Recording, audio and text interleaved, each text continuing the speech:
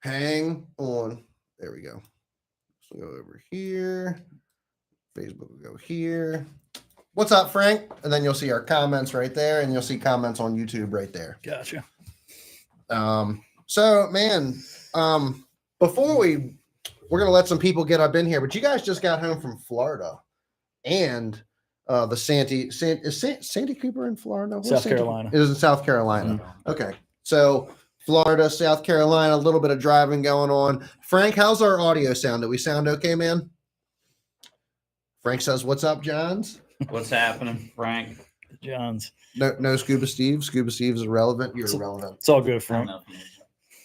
But yeah, man, you guys just went to Florida. You met them down there Thursday, and you were with them. You were with them three or four days for you guys ended up coming back home. Yep. And what was it like down in Florida? Hot. It was hot. Definitely warm. And obviously you guys started on Okeechobee. You guys moved to Headwaters, and then you went to Santee. Now, Okeechobee, I've heard there's a lot of big changes happening in Okeechobee right now. Yeah, Okeechobee right now, the pool's at 16.7 feet while we were there. The best water elevation is about 12 to 13 foot. So what people don't understand is they're so used to like the bay. The bay doesn't change. It changes a lot, but it doesn't change as far as where vegetation and habitat sits because it doesn't get flooded. So when you add another 4 feet of water on top of grass or hydrilla, or if you were on the flats and all of a sudden the flats went from 2 to 3 feet to 6 to 7, now the sunlight doesn't penetrate.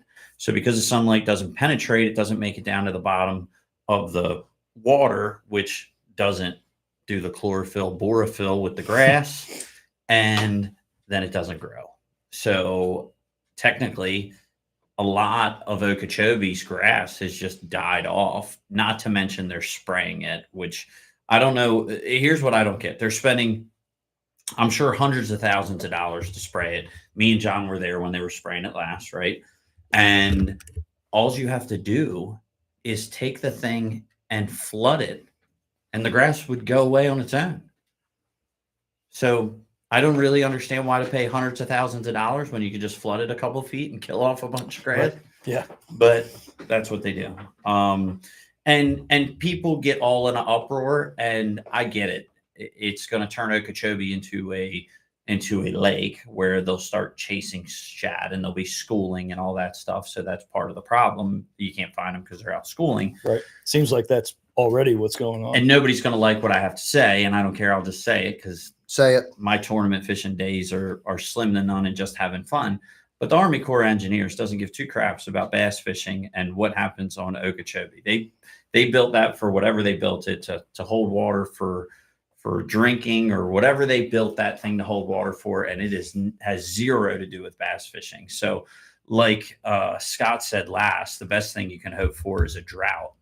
And if there's a drought, that'll bring it back down to 12, 13 foot. And they said they had a drought back in 06, and from 06 to like 2010 was when it was just the best. But the craziest part of it is I have waypoints on Okeechobee that I bed fished and caught them sight fishing them in 2 foot of water. That's now 6 foot of water, and there's no grass, no reeds, no grass, no nothing. Yeah, like I down and fish, but we talked after the first day, and he's like, "We're probably going somewhere else because it's not the Okeechobee that we were planning on fishing." Right. He said it's all different. He said so. Most likely, when I pick you up at the airport, we're going to Headwaters because it's just not what we want to do. I mean, it makes sense. And if it wasn't for Steve waiting for him to come in, which I was happy to wait, I wanted you to fish with us, we'd have left before that. Right. That's just how tough it is down there on Okeechobee right now. You did catch a couple when you were down there, right? Yeah, we caught a few, but it's just Little John caught a couple, right? Mm-hmm. I caught a bunch. On what? White jerkbait. And no, not a white jerkbait at Okeechobee. The bone. No. Oh no, the whopper flopper. The I thought you meant whopper. Headwater. Oh, dude, Yeah. that is one of those He didn't like, want- what's up, Martin? He didn't want to talk about that. We got Seems Martin, Frank, Debbie, Dan up in the house. Thank you guys for joining. Appreciate you guys for being here. Man, you're throwing the old whopper plopper, the river to sea plopper. That is like one of those classic baits that was like on fire for like so many years, and then it definitely kind of seemed to have it like die down some. No matter what, that doesn't mean that the heyday of the whopper plopper can't come back. I agree. Dale, what's up, man? Happy Friday to you. Thanks for joining. I think it's died off a lot, and I don't think as many people are throwing it anymore No. like they were. So You can hear that Take helicopter. take that how you want, but You can hear that helicopter from across the pond. I don't care. Like it's far away. What is your what do you like about the whopper plopper? The sound. I love it. It's just loud. It's loud. So long as I can hear it, I know the fish can hear it just fine. And it makes me feel good about hearing the sound and watching them come up and eat it. yeah, Mhm. when you hear that repetitive sound and then, or just one comes up and sucks it from underneath of it. What about like buzz baits? I'm not really a buzzbait guy. No. I don't know if it's just like the weird fan kind of thing, you know, got on top. All it would it's just a take, way all it done would with take is to catch one or two on one. And I'm not gonna you'd be lie. like, I "Ah, kind of think I'm semi on the whopper plopper side of the buzz bait argument here too. Like I've caught way more fish on a plopper than I ever have on a buzz bait. But you can't throw a plopper where you can throw a buzz bait, though. I also what you have a left-handed and a right-handed buzzbait, and if you are a true topwater guy, Are you talking about the way that the bait tracks? Yes. yeah. Okay. So the bait will spin one way left, and then there's a blade that'll spin right. So if you're throwing down on Lake North Carolina, and you want to run them into docks, like a lot of people don't realize, the best thing you can do with a buzzbait is bounce it off of logs, bounce it off of docks, stuff like that. So if they were on a buzzbait bite, I'd have a left hand and a right hand. And depending on which side of the dock I was, I'd grab the other one so that it would constantly smash into the dock. And when it smashed the dock or the log or the tree, that's when you get bit. That's some of the things that I think a lot of people don't. It's the characteristics of a bait that people don't take into account for. Mm-hmm. You know what I'm saying? Right hand and left hand. I feel like a lot of people go out, Turn. they throw a spinner bait, they throw a chatter bait, and it's all about just reeling and cranking. You know, casting and cranking, casting No and doubt. cranking instead of slowing down, speeding up, bouncing off stuff, figuring out what the differences are that can make fish bite. I call it the pattern within the pattern. So everybody knows how to find the pattern. So are they biting logs? Are they biting, See Or what, they biting off Martin's logs. talking about there. Mhm. or are they on rocks or this grass, whatever. But if like one time on the Potomac, I was fishing. Shut up, pats. Martin. John would like to talk about what Martin, but I was fishing pats, right? My co-angler was fishing the same set of pads. We had the boat in the middle of the pads. He could throw wherever he wanted. The fish were on the flowers on the pads. If I threw to the flower, I got bit. At the end of the tournament, my co-angler's like, how come you caught so many more than I did? I never told him why, but that he was was why. just aimlessly throwing. And I think the main stalk of the pad was underneath the flowers. And that's why I caught more fish. Mhm. But that's the pattern within the pattern. There's always a pattern within the pattern. And if you get that, those are your 50 to 100 fish days. So you got to locate those fish, and then you got to figure out what those fish want to eat inside of where they are. Mhm. It's location and then selection of bait Like today, they like or cadence. Steve's crankbait, but they weren't swallowing it. They So like there Steve's was- crankbait every week. Well, They're- if that's all you throw, Everybody, eventually it's going to work. do me a big favor. Hit that like and that share button for me. Let's get some more people up in here. Keep it up. There it is. John Hansen's hitting it. Boom. Like, share. Right? Right? We want to grow, right? Yes, correct. Tell them, John, hit the like button. Hit the like Smash button. that like button. Yeah. Smash it There you go. as hard as you can. That's how you need to say it now. Like smashing the lures, smash the like button. Exactly. Smash that like button. There you go. You just started a trend. Let's see. Hey, Charles, Frank, Martin. Oh, The Potomac is awesome. Yeah. Tore up We don't need to talk some about that. bass on a gray -1 crank. That the crank a -1. Not too many of them out there anymore. I got a whole box of -1s. But who makes them, and do they still make them? Mans and the Fire Tiger. Yeah, they're not making that no more. That's not on the market. They don't make them anymore. I don't think so. The man's They may still make 'em. minus +1. They might still make them. Maybe, I'm not sure. Mine- If they do, it's not. I mean, a John's got popular the, like the selection. OG ones, like the originals. One of my first good tournaments was with Ari Beyer and in the Chesapeake Bass Anglers Club. And I used to carry a little lunch bag. I would Okay, put Martin says they do still make them. I would put all my fishing lures in, and we crushed them on. He had to give me one. I didn't even have one, but we caught over 70 bass in a quaya. Just swimming them Crazy. above the grass, Yep. like just ticking off the top. Yeah, and he was like one of those dudes. He was so chill. He'd like just set the hook, like just a little sweep, and reel it in and flop a 4-pounder on the carpet like it was no big deal, you know. There you go. Get John in here just a little bit more. What's up, Rob? So, while I have everybody here, we have the attention of a few people. We have a really, really big announcement tonight that I am really excited to tell you guys about. We have partnered with Mobile Auto Solutions and Boat Auto Pros. service. Mobile Auto Service. I'm sorry. Mobile Auto Service, Boat Pros, and East Coast IV. Both services in which I have used both of. East Coast IV has been fantastic. Actually, my girlfriend used East Coast IV 3 different times, and they were phenomenal. The people that came out here and did our service were just really, really good people. It helped a lot, and it really helps you kind of skip that wait if you're going to go to the ER, you're going to go to patient first. Because you're dehydrated, you have a headache, you're hungover, you're dealing with a migraine, you have muscle aches because of your dehydration. East Coast IV, let me put it up here. One thing real quick. East Coast IV can get you guys right in a jiffy. They have hangover cures all the way up to migraine cures. What else? What else do they offer? COVID, food poisoning, hangovers, anything that has to do with dehydration. Like when I got back from Florida and Santee Cooper, I was in the very next day getting an IV just to get hydrated back up. Because, you know, when I'm fishing, I'm not drinking and doing what I'm supposed to do, and I'm casting 8,000 times. But you wouldn't believe what being fully hydrated, the difference that is. And 99% of us aren't fully hydrated unless you're drinking a gallon of water a day, which is very few of us. Yeah, no, I'm definitely not doing that. I might do 1 water bottle a day if you're lucky.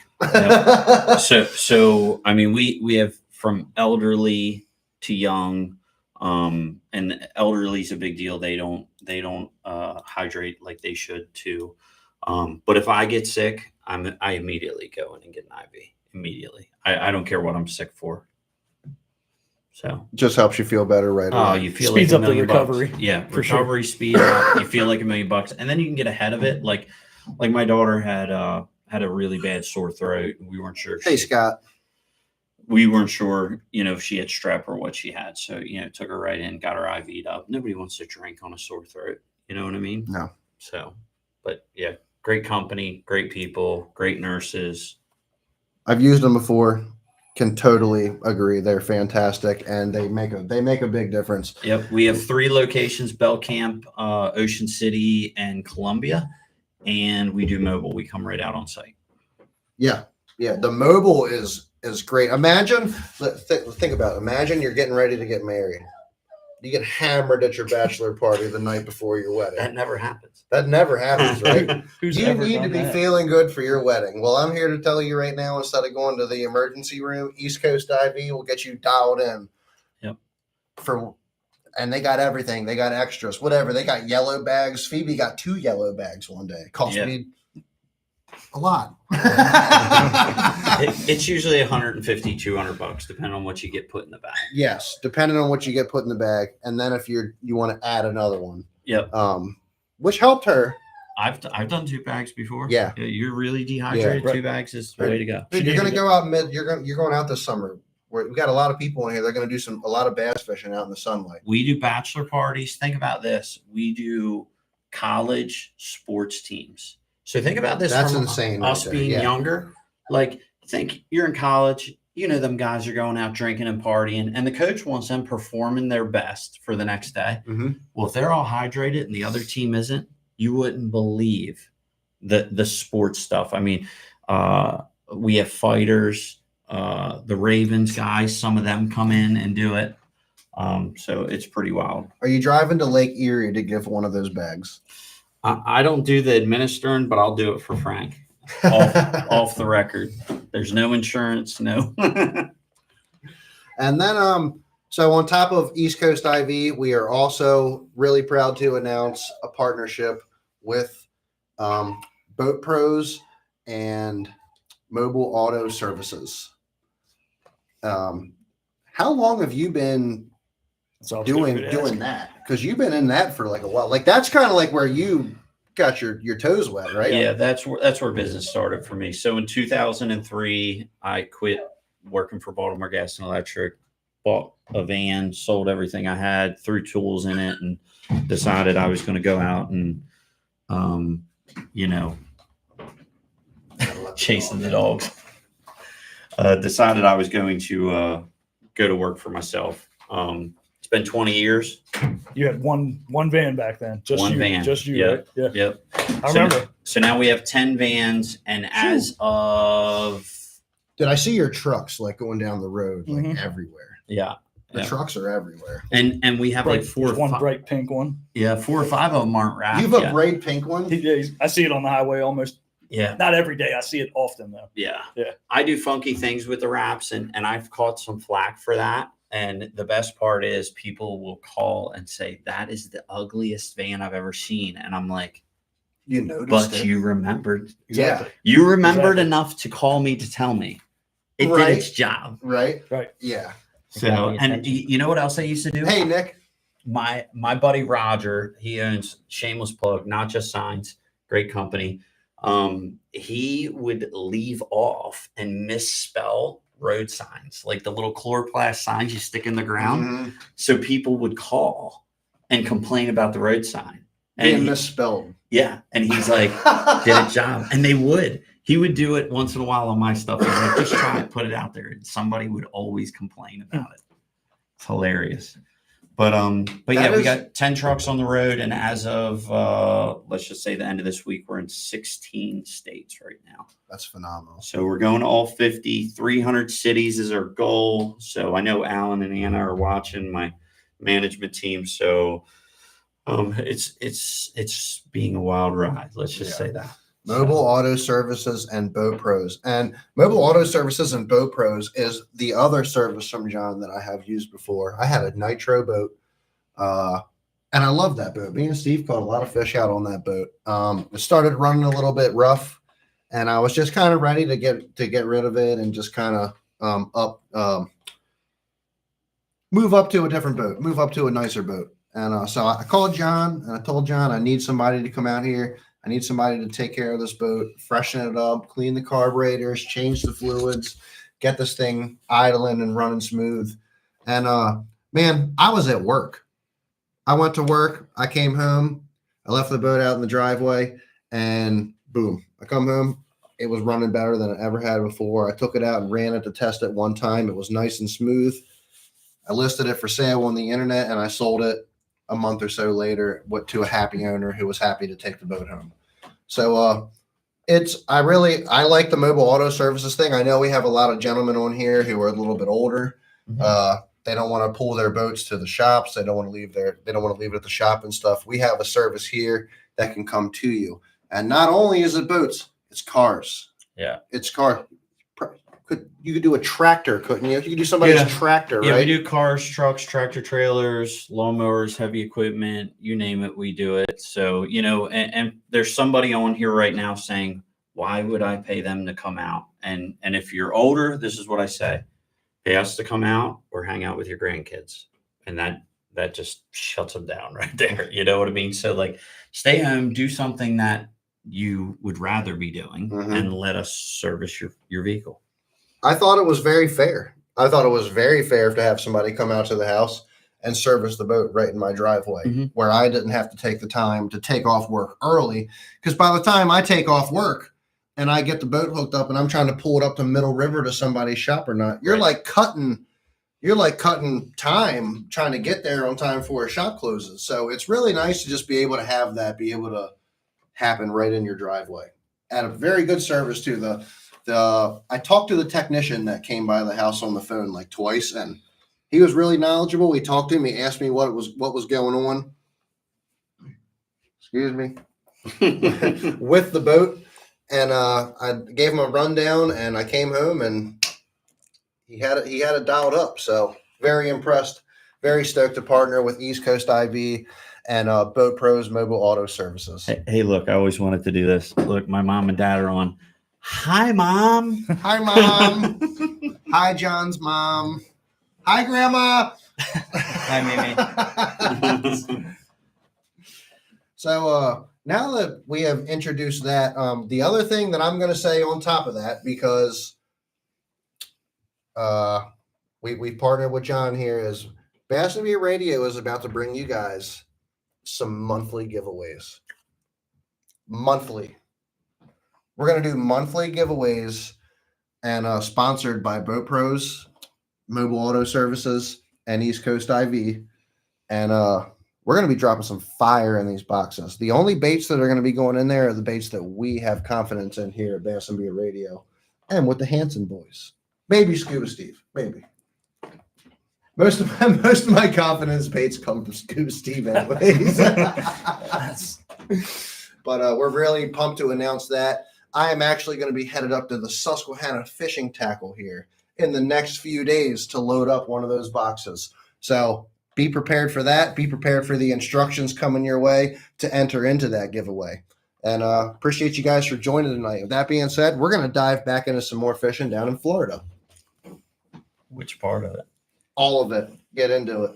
Oh boy. So we went to Headwaters. Once he picked me up at the airport, we headed it. They had already been there for a day. He came back down, picked me up, back up to Headwaters, and we spent some time there. It was good. Now, It's different. Headwaters is different. Like Headwaters is controlled differently from Okeechobee, but even Headwaters, I've heard, is fishing differently now than it was in previous years. I think Headwaters is fishing the same as it's always fished, as far as I know. I mean, we've been going for a few years. I feel like it's not controlled by a spillway. Like It is controlled it by is- a spillway, but they made that to be a lake. That's what they made it to be. So they're more worried about bass fishing there than they're worried about the water levels and stuff like that. They definitely built some nice ramps there and stuff. John, what's your thoughts on Headwaters? Like like tell them what baits seem to work down there. You know, we only go there once a year. You can just spill don't your worry. guts. Don't worry about Spill We're your not guts. saving Tell it anything. all. Oh great.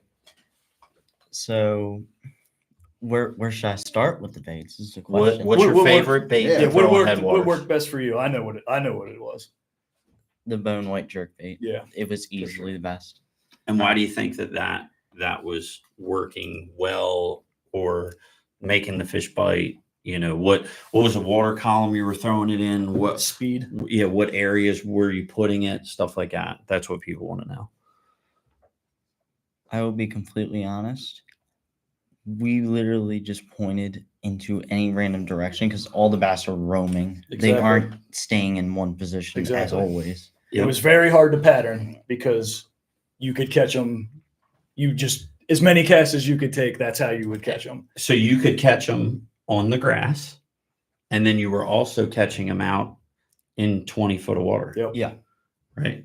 Running that jerkbait as fast as you can too. Now, are for you the most running a part. normal dive? You running like a 4 to 6 foot dive? This was over definitely top a of the shallow. grass, or you Yeah, it was was- a shallow diver? It was definitely a shallow About a dive. 3 foot. Are we willing to talk About about 3, what 4 jerk foot. bait was it? I gotta look at it. We can't read it anymore. So it was It's made by Rapala. It was a new. It was okay. It was a Rapala. Mm-hmm. Rapala. It was a Rapala, but it was a precision something. It was called. Somebody It was a will chime Maverick in. Frank. I bet you Frank. Somebody know. will know. Yeah, somebody will know. It has a absolutely. name on it. I wouldn't be surprised if it's hanging up in there right now. What's up, Gramster? It was a Rapala precision something or other. Yeah. And let me Matt tell you, Downs, was a what's up, Maverick, brother? We that's got what it Matt was. Downs from The Trick Tim's hooks up in were the house. insanely sharp. Yeah, it did have good hardware on it. You So, barely touched the hook. so here's the thing about Headwaters, which was just crazy for us. So Like I did great on a white chatterbait. Like I came there the first day. That's all I threw, and it worked. all the fish down there, you have lily pads, you have dollar pads, you have toolies or buggy whips, whatever you want to call them, the big high grass along the side of the bank. You have hydrilla, you have eelgrass, you have everything there. You Yep. have hyacinth mats, you have it all. I punched hyacinth mats. It's what I love to do. It's what I go to Florida to do, just period. And how many times do you think I flipped mats, John? 1,000. 1,000 times, yeah. And I pulled one It fish. just wasn't it. While He'd be flipping the And mats, I'm whacking and them out in John the would middle be of just nowhere. throwing out in the open and catching them on the jerkbait. behind me in the grass because I'd be running the edge and he'd be killing them. Yep. And I can't catch them out of the hyacinth mats. It was just crazy. They just weren't under the mats. They weren't using the mats. So eventually I'm like, they're just roaming and we can't do anything. So we would literally let the wind blow us across the grass flat. I mean, a grass flat the size of your whole neighborhood. You're right. And you would just crank and boom, get bit. Crank, boom, get Yep. bit. The more cash you take, the better chance you had, basically. There There was was- no great pattern. There was no rhyme, no reason. Chatterbait, jerkbait, shallow dive and crank, it didn't matter. So long as it was a moving bait and you were rocking and rolling. Look, I knew he'd know. Frank, Precision Extreme. That's it. Yeah. Yeah. Yeah, that's it. That is one bad jerkbait. So that was just the deal. And I'll be honest, it was boring fishing. Yeah, we caught them. I mean, I don't know what the totals were. It was a Yeah. lot, but we It- just were like, this isn't what we came here to do. Literally, you could put anybody in the boat. You could put a 10-year-old in the boat, say, make a cast and reel back to the boat, and eventually you'd get bit. And I said, let's go to Santee because this is not what I came to Florida to do. I want to go pattern something. I want to go be successful at something and really dive into it and get them. So we even talked to the guy down there. One of the guides was real close to us, and we could see they would sit in a spot, power pull down, and they would wait. And I said, is this all you guys do is just pretty much sit in a spot and wait? He said, the bass aren't normal. He said, here on Headwaters, they just constantly roam. That's all they do. And he's like, so all you have to do is sit in a spot where it would be a highway, be it a ditch, a corner, whatever. Yeah, there was definitely some. And like, wait deep- for them to move. there to were some you. deep areas, and And stuff. when they would move, that's what they do. And that's what we watched Roland do 2 years ago and last year. And I always wonder why. I'm like, why is he just sitting there? But he was fishing with live bait, and he would just sit there, and they would swim by, and they'd eat it, and he'd sit there for an hour, 2 hours, and then he'd drive to another spot, and I'd see him sitting at a different spot in the lake. So that's what we did. that we basically saw them sitting in two different spots when we saw them. So you guys did that, and then you moved up to Santee, and Santee Was You were- fire. was on fire. You were up there the Well- same week as the MLF guys. We No, went to the the Cooper Opens. River. the MLF Opens. was there like That 2 was weeks fun. ago. So we went to the Cooper River, That's why we went to the Cooper River. We didn't want to which is Go. tidal. Right. where the opens were. It's tidal, so we were below the dam, and of course we get there, and it's a freaking flood tide, like big time, major flood tide. And I'm like, it was here today. so Yeah. So we fished literally for 3 hours. And We I'm knew. like, I mean, John knew right away. We got it. We got back to the area. We had. He's been there before. He had a spot he wanted to go to. We get back there and he's like, this don't look right. And then he's like, oh, the water's up over the banks. Massive He's flood like, tide. of course, we came here on a flood tide. So then we were like, so let's just go to Yeah. go to Santee. Let's go to Lake. We went to Moultrie. yeah, and the wind We was had to. blowing and it was just bad. We had to. And then I'm like, let's go to Moultrie. Hopefully the guys didn't come all the way down to Moultrie, and most of them stayed up north. And believe it or not, anybody knows anything about Santee knows the hatchery is just loaded with fish. So we go to the hatchery. There was nobody there Other than Laker. In the hatchery? in the hatchery during the open. during the the open. tournament. Yeah. It was hilarious. So we sat in the hatchery and whacked them. But then when we watched the weigh-ins that night, a guy talked about being there. He wasn't there when we were there, but he must have been there early or Right. whatever. But I think mean, Laker. as soon as we got there, we started getting onto something. Mhm. It didn't take long. Right. Laker, how when I was traveling with the elite guys, and on the final day, if I didn't go out with the elites, because only 12 went on the final day, a lot of times I'd go fishing with the Howe boys, Laker and Oakley, Randy and, Howe's kids. and we'd go Okay. All right. we go to a little small lake or whatever. So that was a lot of fun. So I haven't seen Laker in years, so it was really cool to see him. Right. In the top 5. In the I top- think he was even like yeah. top 3. And it was really cool that Randy and his wife came up to support him. That was super cool. They drove up. Did I did think- you throw the white jerkbait up there too? For a little bit, and then I gave it up for KVD 1.5. She started cranking. Okay. And how'd the crankbait work out up there? The crankbait would have been great if there was a lot of like floating eelgrass. Okay, So if yeah. you could keep It's it off, always- if you yeah. could keep it off your hooks, the cranking, the square bill would have killed It was there. because the hatchery's just a bunch of there's stumps everywhere, underwater stumps. Some you can see, some you can't. And the wind was Mach 10. The wind was crazy, so it ended up being a drag a worm bite. And once we figured that out, it was fun. But the wind is what hurt us. We'd have really killed him if that wind wasn't blowing the way it was. Exactly. But that's a fun bite though, because Yeah. you don't get to do that all the time. Right. And it was a patternable thing, and it was something that you actually had to work at. Exactly. You just, Which that's what we were looking for. Mhm. We're like, this is what we wanted to do in headwaters. We wanted Right. to be able to pattern something and make it work. And then we were going to fish the following day, but the cold Pouring front rain. came through, and it was pouring rain. And Just shut it off. I said, Bad weather. We're done. They still caught him though. Like the open. they that was did. the They final still day of caught the 'em. opens. Yeah. We would have caught him in the Oh, I know. hatchery. Oh, I know we would have.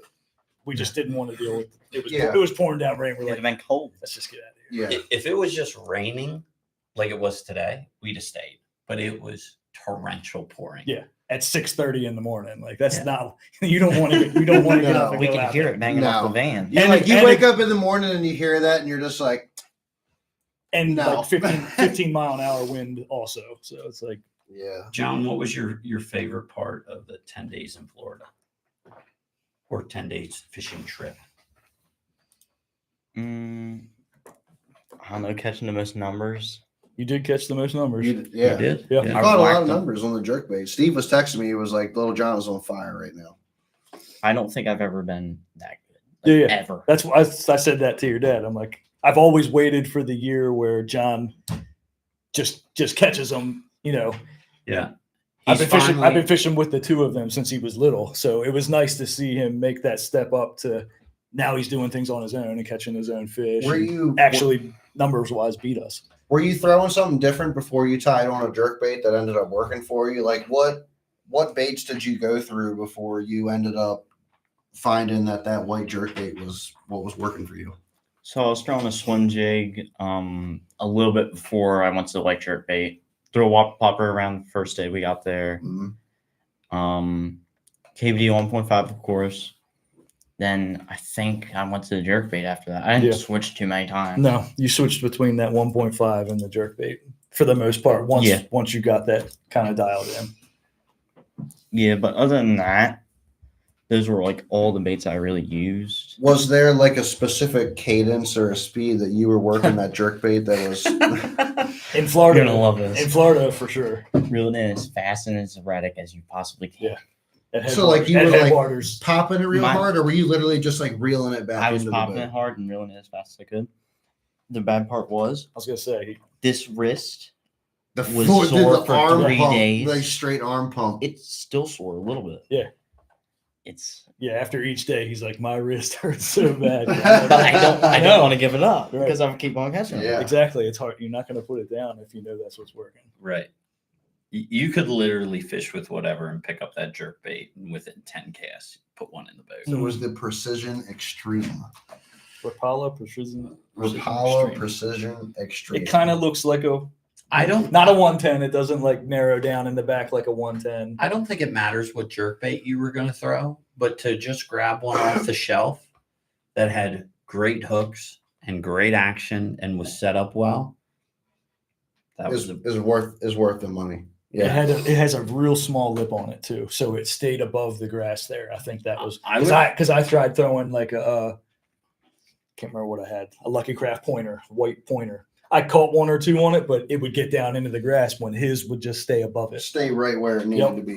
I would put it up there with the mega bass. That thing was a good jerk bait, Mm-hmm. but it wasn't like the wake bait. Hush, hush.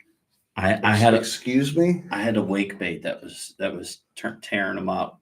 But see, you have those lures in your box that you've had for like 10 There's years. lures in their box that you just don't talk about. No, you've had them for like 10 years and you want to throw them in the water because they're just taking up space in your box. Right. That was this lure. Yeah, I was like, I think Rick Plunn actually gave you this because I've never It's seen. like Rick Klein. I know what lure it is, but I've never seen the one that's And he might the one have that's got Rick Klunn's name. when on I it. was fishing with him on the St. Lawrence, who knows? But so I go looking for wake baits. I'm like, I think a wake bait would work. And I don't throw wake baits, but I knew I had a couple. And I go in there and it's a broken back. It's a Lucky Craft. It's a Lucky It's got Craft. one joint on it. It's And a little. It's It's pretty. a jointed It's a jerk jointed. bait? No, it's a jointed wake bait. wake bait. Oh, okay. So okay, it's like okay. a little small It crack. looks like a little crank. It looks like a 1.5 Yeah. crankbait, but it's jointed. And And when then- I saw it, I was like, "Oh, whoa! I've never even seen one of those before." I knew what it was. and he was all excited. I'm Yeah. like, look, you keep your hands to yourself. Yeah. Pal. Make sure that doesn't. You end know up- how many baits I buy, or dude, I'll buy a brand new rod and reel, and then I'll dump the boat in to go fishing, and I'll come back to the ramp, And I'll- and this dude has my brand new combo in his hand, making casts with it He'll be like, "I've before never we even ever tried that even launched the boat, and I'm just like, you son of a.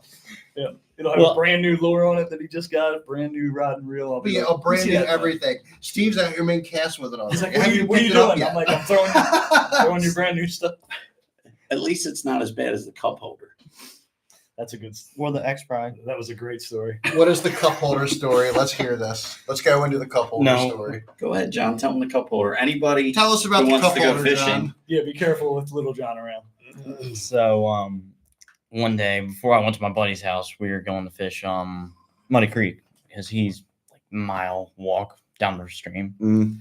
And I go into the garage the night before. He's asleep because he just got back from like a 16-hour drive. And I'm Hey, in the Jason. garage. What's up, Ken? I'm shuffling around through the cup holder stuff. Looking for some lures. Yeah, looking for some scraps. I'm like, I'm like, oh, blade bait. He was looking for blade bait. Somehow he ends up with a Yeah. WEC, a Zoom. Oh, hey, W, we don't talk about a that. Zoom WEC E1. You want to sell me any of those? No. So then Steve's like, I was like, he was like, what crankbait should I throw? I'm like, I need to probably see the not that names. one right there because I know. See, out of the cup He's holder. like, well, it was though, in the like, cup holder. It's in the okay. cup holder. Apparently the cup holder's trash. He only Yeah. has 100 on the shelf. easy, we're live. You want to sell any of those? So yeah. So apparently anything that gets left in the cup holder of the boat, Is up for he grabs. thought Look, was trash. look at Frank just sent me a message. These are his little 12-inch Oh, smallmouth yeah, look at that he those. Oh, caught. look at those little 12-inch smallmouth, Frank. Look at these studs. Let's see, can we get them on there?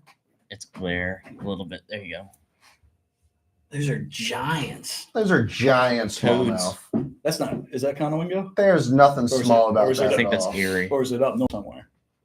Those are up north. So Okay. they're on the river up off of Lake Erie. I was gonna say you'll see some good ones up on Conowingo. Up by Prescal. You're the only one here that knows that area. I don't know what that is. Good times. I'm gonna get there. So we're I'm all gonna gonna get fly there up at some point. and we're gonna take turns going out on Frank's boat. We can put all four of us in the plane, zip up there. Oh, you should have got Glenn to get on here tonight. Because maybe Glenn would let us use his boat as well. Glenn's on the other end.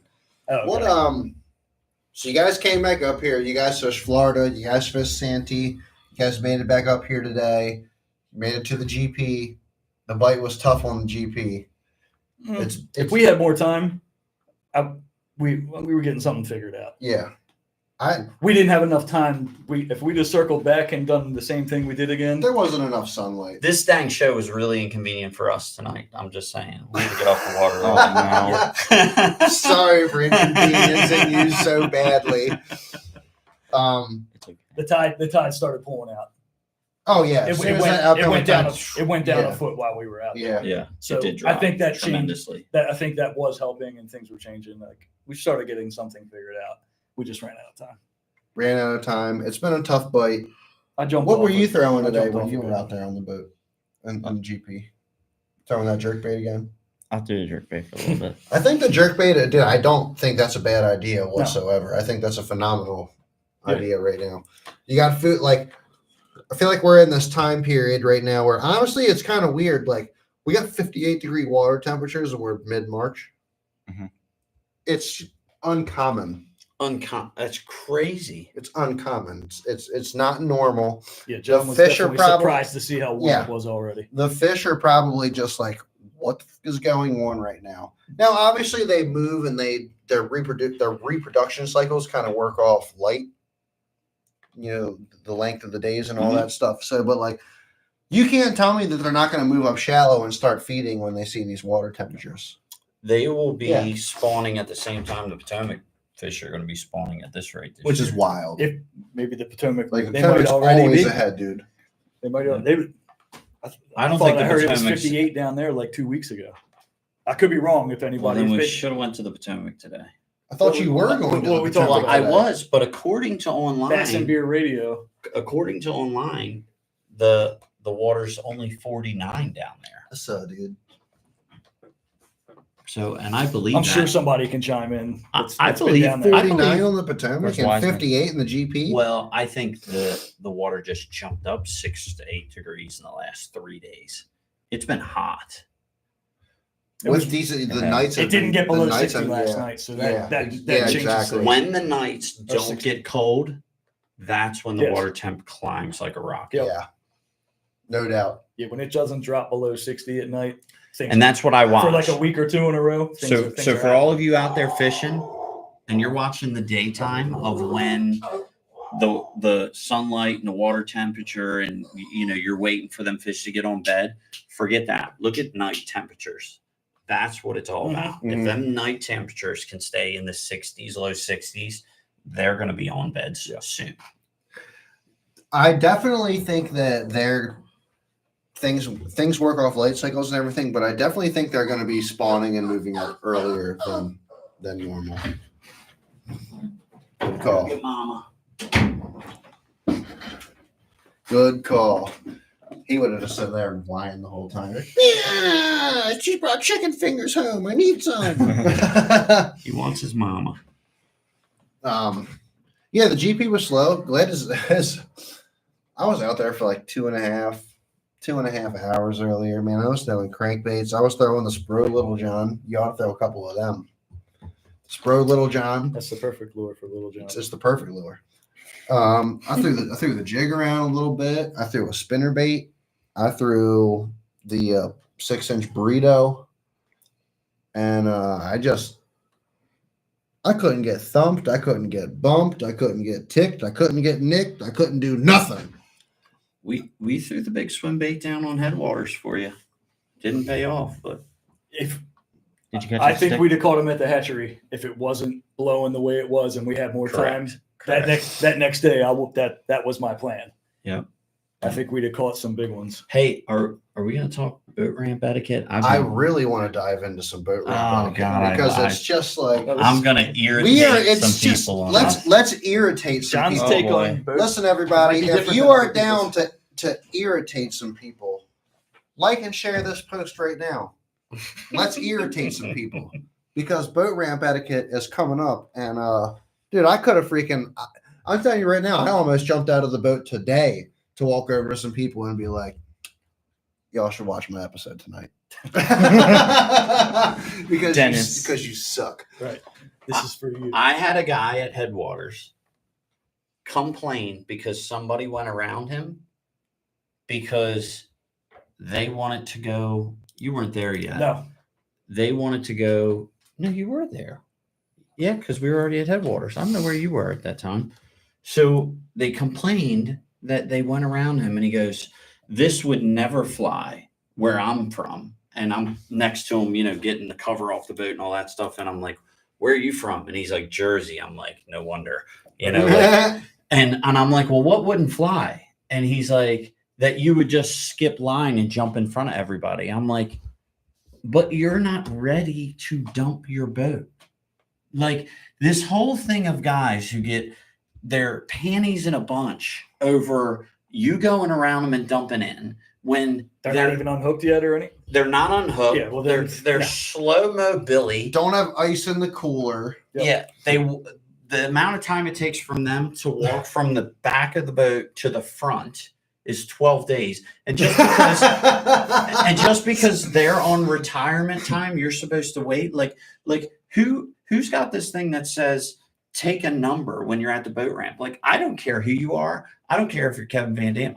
If I'm ready to dump and the lane's open, I'm taking If you're sitting at the ramp, loading up your boat, rigging your rods, putting your cooler in there, making sure your kids are sitting down straight, telling your stupid wife that she needs to grab the rope when you dump it back into the water, leave. I don't want to see you. You suck. Well, actually, it's just, listen, here's the whole point of it. There's a giant parking lot at every single one of these boat ramps that you can go into that parking lot. You can pull into a boat parking space and then you can situate your boat. You can do what you need to do to be situated, drive down to the ramp, dump your boat, pull out, park, and then leave. The boat ramp is not a parking spot for you to take up for the next 15 to 20 minutes. It is a freaking highway. Do you stop your car on the highway? right. Do you stop your car on the highway? Do you stop your truck on the highway? I don't. Is it a great idea to do such a thing? No, you're an idiot. Stop doing that. It happened today. John, what is our favorite thing to do when putting the boat on the trailer? My favorite thing to do, but I'm involved. We time ourselves. What do I do?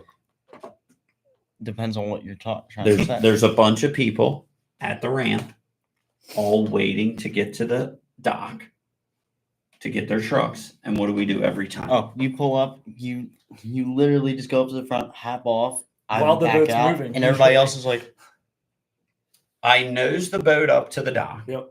He jumps off. I time it perfectly to put it in reverse. Yep. So the boat won't crash into the dock. I get out. John switches seats. He gets in the driver's seat.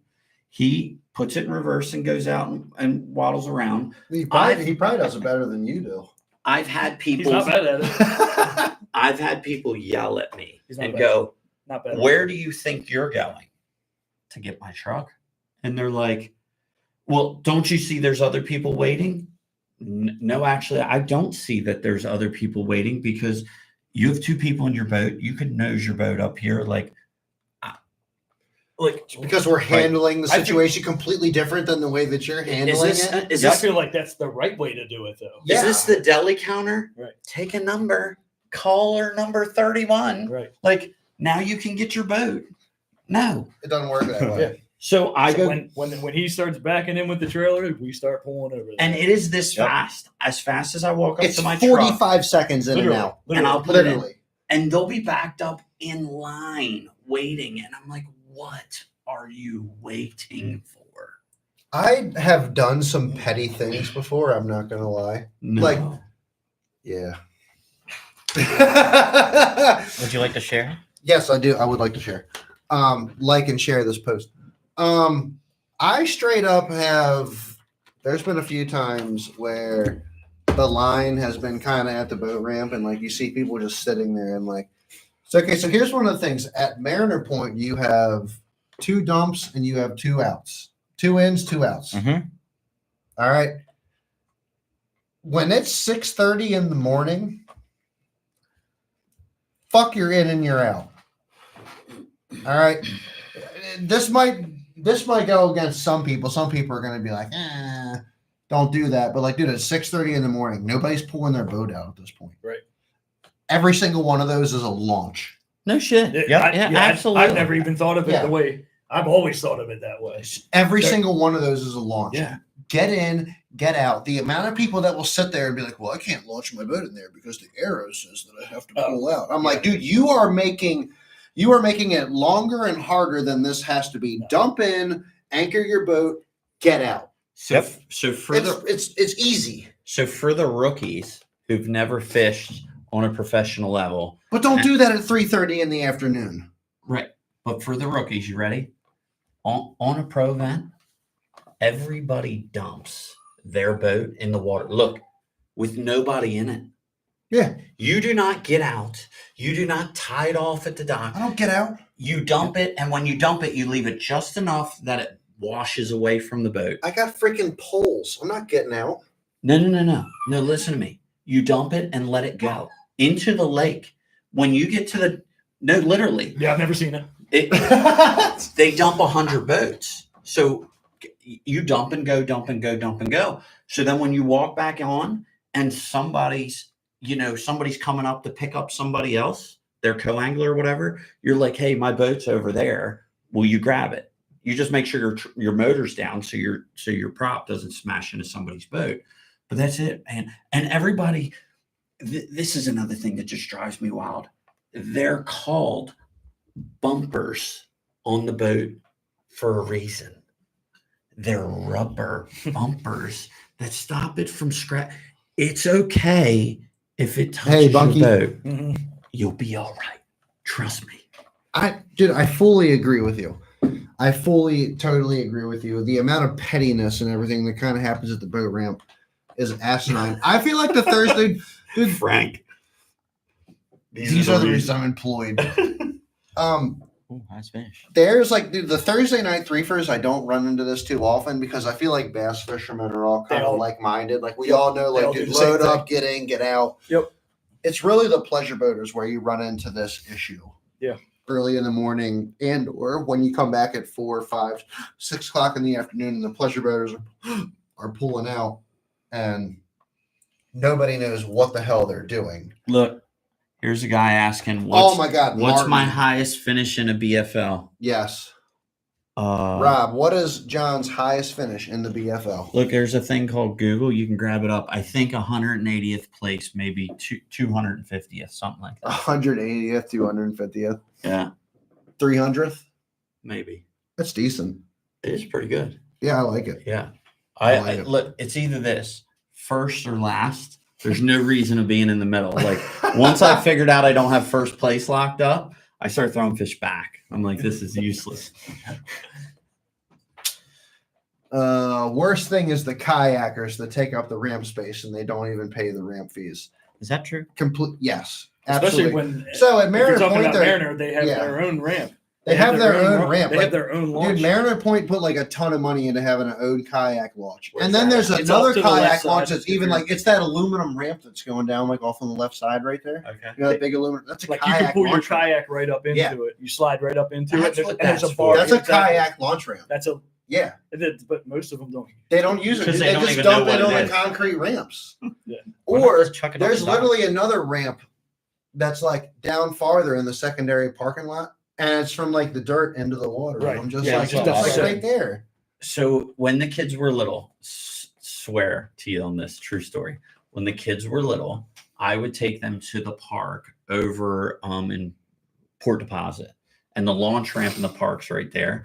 And I would take them, especially if it was a holiday, Memorial Day weekend, something like that. And I would sit at the ramp and Just I'd let watch. them swing and I would watch. If you get there about 3:30, 4 o'clock, everybody starts coming out of the water. And it never failed. Some guy drunk off his rear end and his wife, it would be an all out brawl at the ramp. So if you're ever bored, Yeah. best thing to do, Saturday, Sunday, go to the launch ramp right before it gets dark and watch the drunks pull their boats out. Chad had to pull a guy's boat out for him one time at Mariner Point. 'Cause he Yeah. was- Or he if was you not want doing good. if you want That to was watch the sad. drunks, It was sad. It was sad. It was man. sad. It was very He sad. had a kid with him and stuff. We're like, He had a kid, so he had a young kid with him and his older daughter that was with him. And this guy pulled up to the ramp, anchored his boat to the dock, and then stumbled up to his truck. couldn't back his trailer in. And then, dude, I sat there and we watched It was- him for It was a about, mess. was it 5 minutes? Yeah. 5 minutes, just try to get the trailer back down there to the boat. And eventually I was like, get out. Yeah. And got out and backed it down. Like, dude, I didn't even know what to do. Like, honestly, I probably handled it the wrong way, in all honesty. I backed it down. The guy put his boat on there, and then I gave him his truck to drive away with. Still- It's like I gave him the truck back to drive away with. It was like I should have just took the key out and been like, "You should not do this." I did ask his daughter and the younger person if they were okay and they wanted to ride back to their residence, and they were literally like, "It's okay. We live about a mile away from here. We'll be okay." And I was like, "That guy is not okay." I was like, "He's not okay at all." Well, if you want to watch other drunk people, all you got to do is what was that restaurant we went to? Yeah, what was that Tiki place Lee's? called where we went? He said that Martin says they're all coming back from Asshole Island.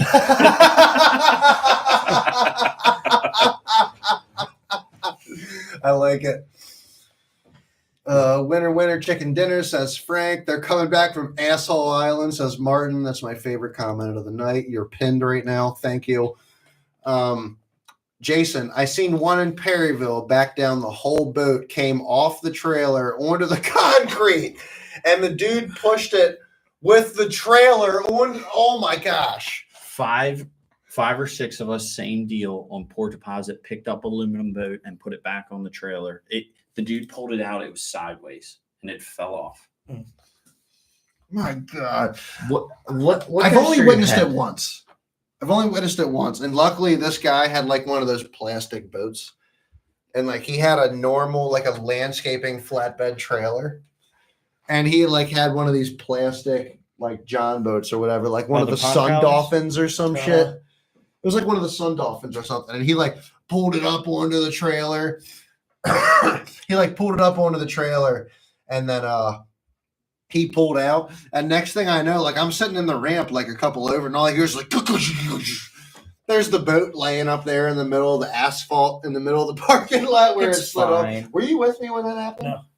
Yeah, I was like, oh my God, dude. I'm like, you didn't even put a rope around it. Has anybody seen the whole boat, trailer, truck, everything go in live? Not on a video. No, I've never seen it. I see it on like the I've qualified never seen captain it. all the time. I do have to say, I did see one time. Do you remember that one time last year where those people were like making that? They were like building that giant raft or something in one of the boat ramps. Like, do you remember that? Yeah. I have no idea what these people were building. They were building something in a boat ramp, taking up all the space of one of the boat ramps for something that was like, what the fuck are you doing right now? Type of thing. And God, I just forgot where I was going. No, I've never seen somebody I've never- truck like when you see a truck underneath the water. The vehicle nose down, like all the way into the water. Like the tires were almost touching the water, facing into the ramp. And I was like, this could not be any more stupid right now. Like, why would you even do that? Yeah. I was waiting for like anything, like the transmission, anything to just let loose. Just Yep, right in. right in. And I would have pointed and laughed. I wasn't going to do anything about it. Yeah. Just like stupid. Like, you voted for Joe Biden. Why did you do that? Yeah. People lose their mind. It is crazy. It's just let's just go over the basics in a short breakthrough. If you show up to the boat ramp, bass boat, pleasure boat, pull into the parking lot, stage your boat, coolers, fishing rods, kids, straps. Take your rear straps off. Take your rear straps off, take it off the boat, whatever you need to do. Wait a second. If you have to take your shoes and socks off to launch your boat, Sell your boat. thank you. I didn't know how to say that politely. I was really searching for the Please word. sell your boat. It is my absolute favorite though, when I have nothing to do and I see that guy. I'm like, this is going to be a good one. We'll wait. Yes. You can always tell when somebody's about to pull up to the ramp and you're just like, we've done it multiple times. Like, we'll be getting ready to like just like back the boat out to go fishing, and I'll see somebody pull up to the ramp and I'm like, no, we're hanging out another couple minutes. We're going to watch this. It's the best thing at Headwaters because he'll sit in line for 10, 15 minutes, and one guy will be on there just trying to get his boat on the thing for like 10 minutes straight, It's not trying to the best thing. correct It's the it. worst And I'm thing. just We dying just in want to the go seat. fish. Yeah. You're just rolling your eyes the whole time. You're just like, what is Well, going and the best on? part is when they watch him put the boat on the trailer and you can see it drain out of them. Right. Like at first they're like, what's this kid doing? Yeah, your behind the trailer wheel? hits the water, the boat goes up onto it, you come out, hook the strap on, and we He's pull been- out, and they're like, He's been putting a What is boat that? on the trailer since when he would stand up and drive, and his eyes would barely clear the the windshield, wind's, yeah. and he was standing on the floor, and I would let him go out by himself, and I'd go get the trailer and bring it back, and he'd circle until I came back and put it on, and everybody would be like, "You just let him do that?" That's why he can do it. Like, yeah, my kid's not a pussy. High five. Very nice. How much? Yeah, straight up, dude. Like I'm one of those people where like, I'm not a parent, I'm not a father. But God bless my parents because my parents were kind of the same way. I was riding 4-wheelers and dirt bikes in fields and back in the woods, a mile and a half away from home, sinking shit down in the mud holes, rolling 4-wheelers and laying dirt bikes over. And it was like, there's been multiple times where I would walk home and be like, Dad, I need you to come out here and get the 4-wheeler unstuck. And he would look at me and he'd be like, you see that come along over there? Figure it out. Yeah, and that's hard for a parent because I allow him to ride 4-wheelers and dirt bikes, and when your kid is way up in the woods and you're like, I can't Where is see he? him. You can't hear him. You Right. can't see The dirt him. bike could land Gone. on him, and he's pinned under it. What you know what I mean? Yeah. But That's I'm what, not raising Susie homemaker that's what we either. did. That's No. what we did. Yeah. You know? You figure it out, and it's what makes you the man that you turn into. It's what makes you the person that you are.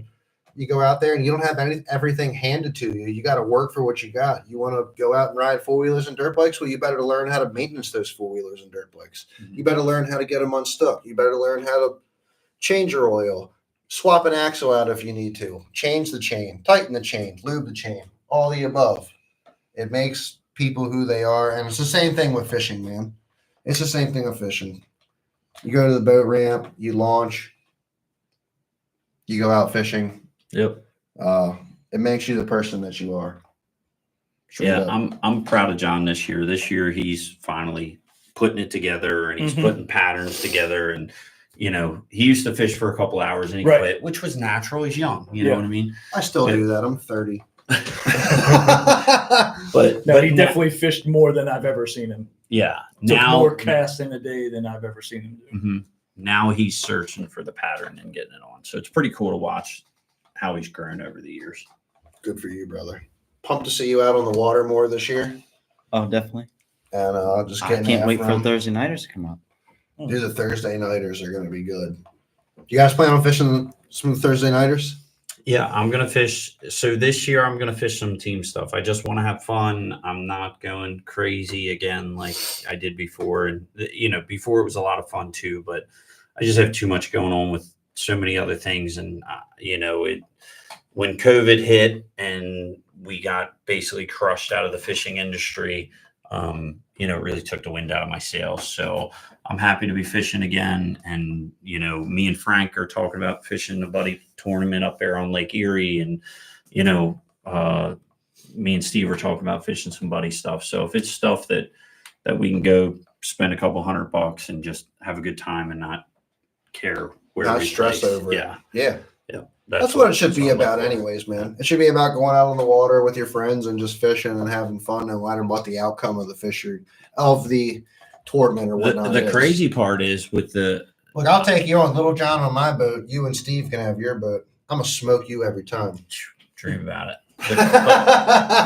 The crazy part is now that I don't want to say I don't care, but when I have a very clear mind, don't care attitude, I fish 10 times better. I mean, I went out with Steve, hadn't fished in 8 months, and we smoked that Thursday nighter. Hell yeah! But it's because Took my lunch money. my mind's so open and I adjust extremely fast. And where I'd be like, John said, he's like, if you take us to where there's some fish, I'll Seriously, contribute. I'll I contribute." was hungry that week. It's your fault.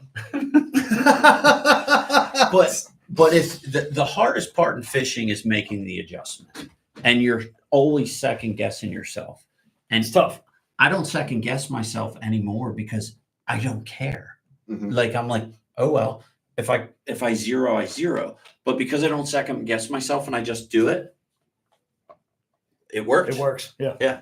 Because I'm like, let's just try. We can always go back.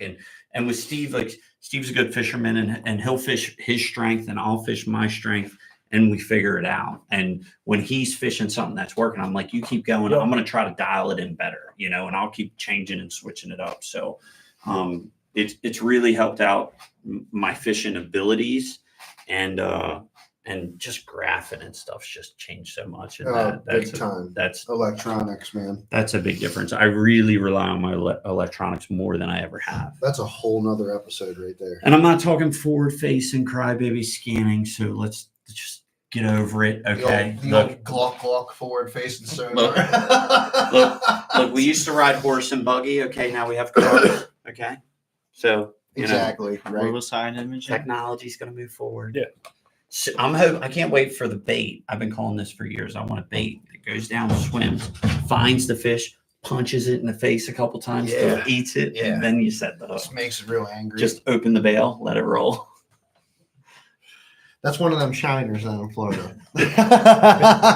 Be like letting your little dog out and let him swim under. Absolutely. That's just a big wake bait's what that is. But I know you said you wanted to kind of hop out of here around 9:30. I don't want to hold you if you're still looking to get out of here early. We're good for a little bit. Oh yeah. Right on. That being said, give me 45 seconds because I have to piss.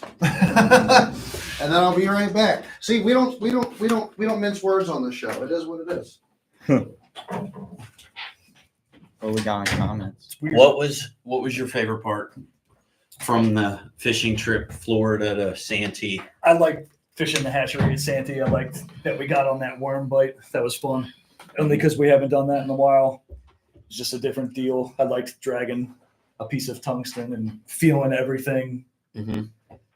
When you get that thump, it's like, oh, okay, that's what it only took about 5 minutes, really. We're like, Right. I couldn't fishing figure it. that out. Once you feel it one time, you're like, okay, I got it. Mhm. That was cool. Yeah, I definitely dig a slow, soft bite or like a chatterbait bite. Anybody who's chatterbaited, when you're just chattering it and then Yeah. all of a sudden you stop feeling the chatter Mhm. and then you're like, wait a second. Yep. I don't feel a fish and I don't feel the chatter anymore. He's running towards me Right. with the bait in his mouth. Yeah, let me lean into this guy. Yeah. Yeah. So that's always wild. Which John, I got a good bit of that. What at is your headwaters. favorite way to fish? Frog, if I can get the hook set right. Ooh, that's a good answer right there. Yeah, you guys know what But my favorite if way to fish is. If I'm not catching them on a frog, I'm just using whopper flopper every day. See, but that's situational though. Like your frog, you're throwing in those grassy areas. Your whopper ploppers, you're throwing it when you have a more Oh no, not open him. flat. Not the grassy areas. I'll throw We- right up against them. We were in the middle of the Susquehanna River, in between the islands. He's chucking a frog. He's probably Lower or upper? lower. He's probably 8 years old. We're in 12 foot of water, and his 6-pounder smallmouth smashes it. And me and him are in a club tournament. Smashes it, and I'm screaming, "Set the hook!" And he's 8 years old. He don't know, you know. And Fishing it on a spinning rod. no, it was. I think it was on a bait caster. It might have been. But it could have been a spinner rod. Who Right. knows? And he's all upset because he sees this thing just Yeah. smash the bait, and you know he just didn't understand, didn't know what to do. But ever since he was little, he just top water. That's all he loves to throw. Yeah, he'd throw a frog in the winter if it was a possibility. Dude, he would do it. I was half tempted to whopper flopper during the fall one time. You didn't believe it. You threw it today. See, with that top water bite, if you can dial in that top water bite in the Thursday night 3-1st, you're a player every single weekend. Yeah. Every single week. You're a player. When that grass is there. Yeah. When you the can- grass you can is do that there, with this past in the year, it was not 3-1st, there. when it's there, Yeah. and you get dialed in on a frog bite, you will be a player week in and week out. There's no doubt about it. That being said, though, dude, I just noticed that the GP during the Thursday night 3-1st just fishes so small. It's like there you have so many different places that you can fish, but the concentration of where the bass go Mhm. always seems to be like in the same exact spot. So for those of you that don't know, GP is gunpowder. So Don't go there. It Don't sucks. expose the juice. Yeah, don't fish the gunpowder. There's no fish there. You wouldn't enjoy it. The Bite's dead. scenery is not nice. The light's dead. It smells basically like back river and middle river. Don't go there. I can't wait until a Thursday night 3 for when it's slick calm out, and me and Steve run to the flats and catch them in an hour on frog. and We've run talked back. about it. It's gonna happen. It's gonna happen, but you're gonna have to steal my fishing partner first before you do that. Who's that? That's Steve. I think that's already done. I'll need to be Tony's co-angler at the 300R on the back of that bull. So you have a son. I have a Steve. Tony's got a partner too, My son knows the rules. and Tony's partner can fish too. So do I. As long as he puts in the work. Are you telling me I'm fishing solo against Thursday nighters this year? Yes. Yes. We'll figure something out. I'm not We'll fishing them all, but exactly. I will fight you John in the said he carport wants- right now. John said he wants to fish like once a tournament a month or so. Nah, dude, I want you to be there for the Thursday night 3-1st for sure. The Thursday night Yeah, we're gonna 3-1st fish are a all. great time. so long as John's willing to put in the effort to practice and to fish hard, then I will fish with him. That's all. That's my only requirement. But We can buddy swap. he thought early on in his fishing career he was just going to hop in the boat with Dad on tournament day and run the glory. And I'm like, no, this is not how this It's works. time to put in the work and see what goes into winning. But now these he's putting in the tournaments. work, and I'm really happy that he is.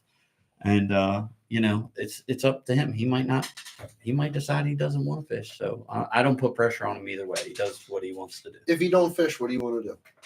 NASCAR. NASCAR. Mhm. So, like, start off with the go-kart racing. Pretty much that's how that goes Yeah. usually, right? Shifter carts. Start out cart racing. Start racing shifter carts at like New Jersey Motorsport. John's New Jersey got a racing Motorsports Park. background also. I mean, I John- just figured I'd take him down to Lake Norman, and then I'll drop you off at like Gordon's house or Chase Elliott's house or whatever, and He was in Alabama. I'll drop you right off on the dock, and you walk up. Like 99% of the car guys live on Right. Lake Norman. They all fish probably. Yeah. Hendricks Motorsports is all raced right there. The last time we had the open there, that when I was fishing, we So, what's your background with racing? John raced like some kind of Dirt track. dirt track stuff. Street stocks. Like sprint cars? they're called street stocks, so Okay. not sprint cars. Same track though. Same track. There's a Yeah, dirt the oval. sprints would race after us. Right. Okay, got you. Yeah. Got you. Yeah. Okay. Right on. So Yeah. if that's the route Little John wanted to go, it's For a there. while. and It's still there. Do. Yeah. You could do both. It's on the list. Oh, Do I both. definitely do both. Yeah, just run his bank account dry. It'll be cool. That's right. It's a new definitely a bass great boat, idea. the sprint car. Now what is the man? I'm forgetting what, because I was involved in flat track for a while back in the day for dirt bikes, flat track dirt bikes. And it was like Hagerstown. Mhm. Hagerstown. Did you ever what run was at that? Lincoln? Did they ever do dirt tracks? Yeah, at I've been at Lincoln. That's Yeah. I love that place. That's where I raced Lincoln. Lincoln Yeah. Spring Hey! cars is one of my favorite kind of racing to go watch. Lincoln's cool. Yeah. Hagerstown, Timonium all the always way did up that in flat like track. Michigan. Michigan is like the Monster Mile up in like Michigan. They have a dirt oval up there. A mile. You guys It get was a- cooking on that thing. I think the 450s and the Harley Davidson dirt bikes back then were doing like 120 Yeah, that's moving. on a freaking bike, Yeah. sideways, on the dirt. sideways on the dirt. Yeah, just gnarly. I felt like Ricky Bobby in Talladega Nights when I would tap somebody in the corner and they'd spin out and hit the wall. I'd be like, whoa. Interesting. Cars. Be on flipping up ice. over top of the barriers and everything. Shake and bake. Shake and bake, baby. Shake and bake. That's hilarious. Oh my goodness. There's so much stuff to freaking talk about here. It just came in out of From the nowhere. bleacher seats. From the bleachers. So yeah, bow ramp etiquette. We got the pleasure boaters coming out. Today was one of the first days I seen that I came out. I it was kind of funny. I started laughing at it. We had both of the in ramps were open, and we had two guys that were clearly had no clue what they were doing. They looked like they were Novice is the word. completely novice. Yeah, I Yeah. could have said something much worse than that, but they were I much saw where much that was novice. going. Yeah, you saw where it was going. And they were from Edgewood. And, and they backed down both of the freaking out ramps when both the launch ramps were were open. And I was just like sitting there kind of watching them, and I was just like, oh my goodness gracious. I'm like, I hope you guys don't all drown today when you go out there. It was windy. Like we were coming back in, like I'm not saying it was like really bad chop or anything like that. It but was windy, but it it was slipped off windy. at the end. It was choppy enough. It was choppy enough. Now, I have to ask you this. You've been in the boat with your dad more times than I have, honestly, but your dad makes my butt pucker when I drive with him. Does he do that to you? Sometimes. Yeah. I would think Does he do the old chime walk there? Sometimes. Yeah, the chime walk was the first. That was the first time I ever witnessed that. When me and you went back there, together on your boat, or witnessed the first time I ever felt that. I had never felt that before, and like you just hit it, and we were going across days, and it just felt like we were levitating on a magic carpet, Just a little dance. just like just kind of going back and forth. And I was like, "This is the most crazy feeling in the world." I had a wonderful reputation for driving when I first started fishing and as a boater. And people would tell my co-anglers, good luck. Hold on. But I 3-4 foot waves. Like if I could skip across the tops and I knew that my boat would be on 2 waves at a time, then I would go as fast as it took to be on 2. And every once in a while, you dip down in a wave and it would launch you out of the water. I mean, I just drove like a maniac. But, you know, for me, I wasn't driving like a maniac because to be a maniac, I was just so pumped and wanting to fish and wanting to get to the spot and wanting to make that next cast. Like, that's all I cared about. Like nothing else mattered. There. Yeah, it was get there, get the job done. And people thought I was doing it to be a jerk. And I was so into the game that if I can make 10 more casts than you, that 10 more casts might have put a fish in my boat that made me win and you lose. So, you know, I just when I do something, I go all in. And I was just all in. Did you ever have any problems when you were running that fast before in real chop? Did you ever get what do they call it when the boat hooks on the freaking? I never had any of that. And stuff? Speared waves, obviously. Went in waters that I shouldn't have been in. I was on Erie and probably 8 to 10 foot rollers. Me and a guy. No, sir. Look, the stuff that we used to go into before the guy died on Okeechobee. Before that, that was 2 or 3 years ago. They would let you out on everything. I was in 8 to 10 foot rollers. What's up, Ryan? Rollers as tall as the ceiling here. Me and a guy were riding back, and we didn't know it. We were 1 wave apart. When the wave went down, he was down, and when mine went up, I was up. And we did that the whole way. All of a sudden, 1 wave, we come up together, and we both. Right. Didn't even know you were. We didn't even know you were together. But we were on the other side of Lake Erie, riding back to Sandusky, Ohio. And when we were running back, we had to have been next to each other for so long. Because when we got back, I'm like, dude, where'd you come from? And he's like, I was over here. I was like, I was over there. Like, so if we're timing that we're running together, we had to be close the whole time. Yep. But that's so dangerous, dude. That but is so dangerous. But you just have no idea. Like, I feel like you almost need to have like sonar beacons out there when it's like that gnarly. What you don't realize though is really 4 to 5 footers is worse to 8 to 10 foot rollers, because rollers, you just drive them like hills. Right. And, you know, you just roll them like hills. No big deal. It's the smaller waves that get you. But speared waves, nothing crazy. But do you know what the one thing that I still don't know why this happened, me being a mechanic and all that stuff, I blew all my motors on my nitro. And I think because that boat was so heavy, that It was working hard. It was working the engine to Yeah. death. Because I remember it went through. I have never blown a motor on my Bass Cat. I've had Mercury Pro XS on my Bass Cat, and I've had a Yamaha on my Bass Cat. On the same boat. They run. You had on the same exact boat. The Bass Cat that you have right now. Yeah, I had It was a different boat. You had a different boat. Oh, it was a different. Different hull. I had a Bass Cat era, and then like a 2018, 2017, whatever, and then I got my Bass Cat era that I have now. And when I got the last one I got it with Yamaha. That's the way to go. But I blew 4 Nitro or 4 Mercuries. The Pro XS, right? The Pro XSs when I had my Nitro. You blow them. Oh, I was crazy. there for one of them. Yeah, I blew one on Sam Rayburn. I blew one on the Potomac. I blew them all over the place. Yeah. I like. The one was up on Top Conowingo.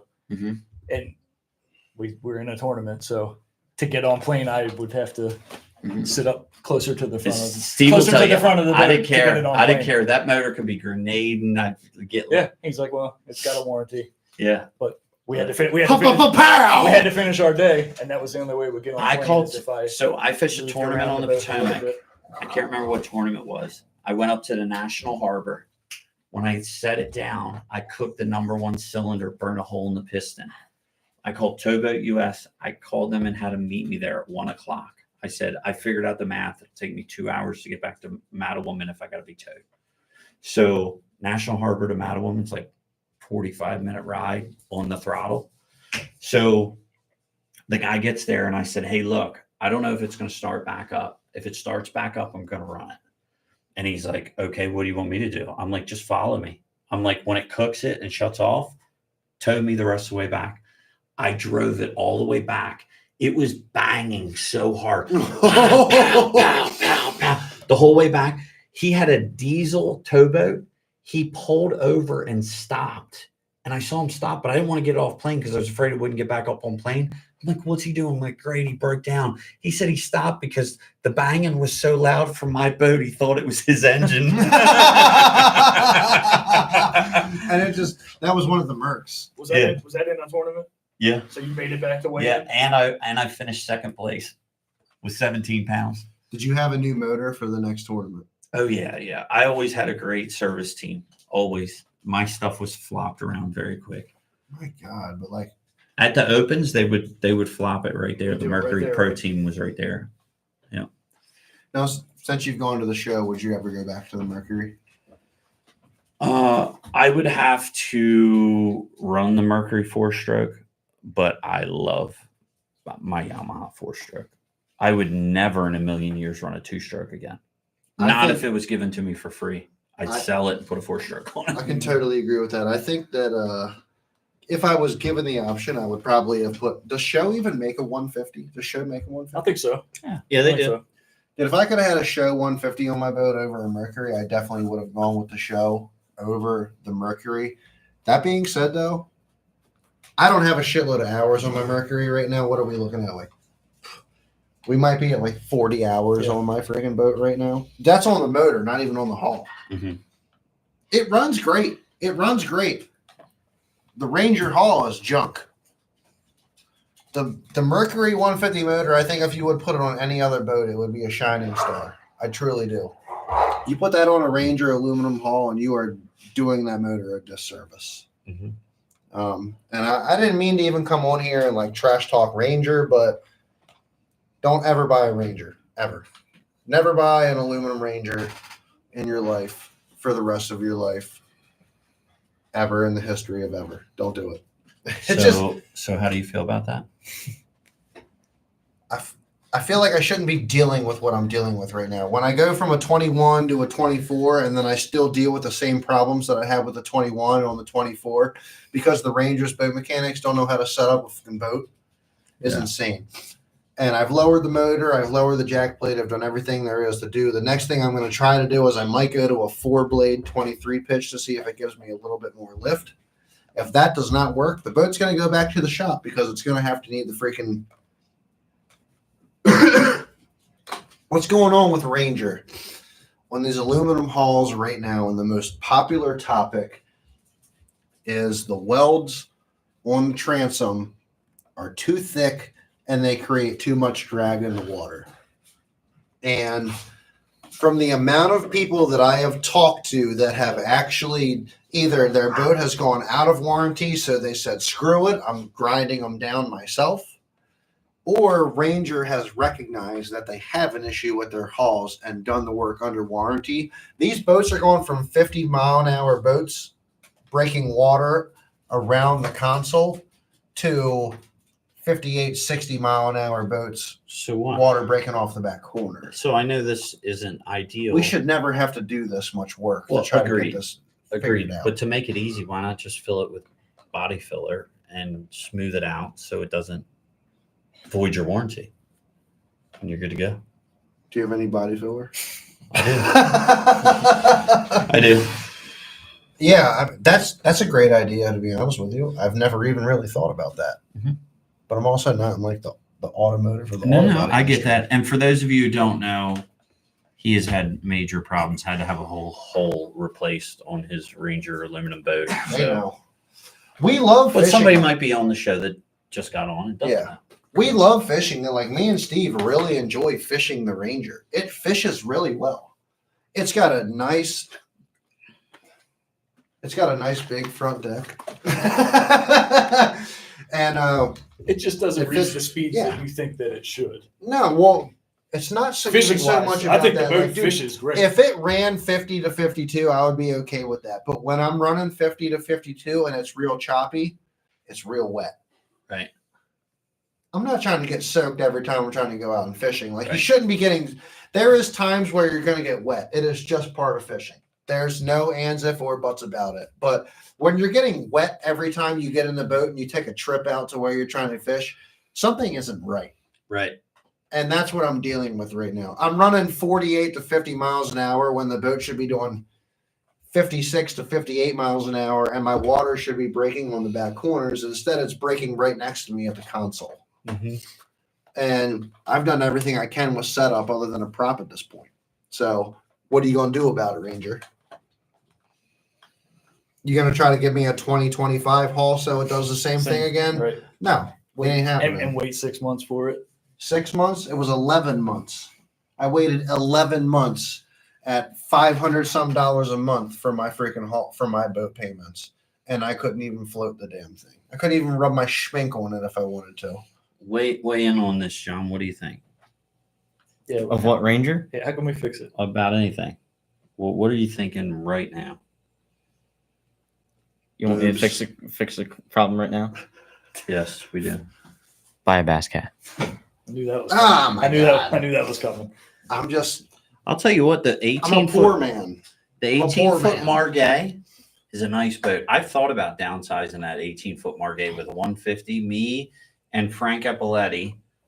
Frank Epauletti used to fish the elites, and Fiberglass is definitely the way to go. that thing flew. If it's not, Really? personally, I think fiberglass is the way to go. If you're not going to buy an aluminum, like aluminum, what's up, Wes? Aluminum Express.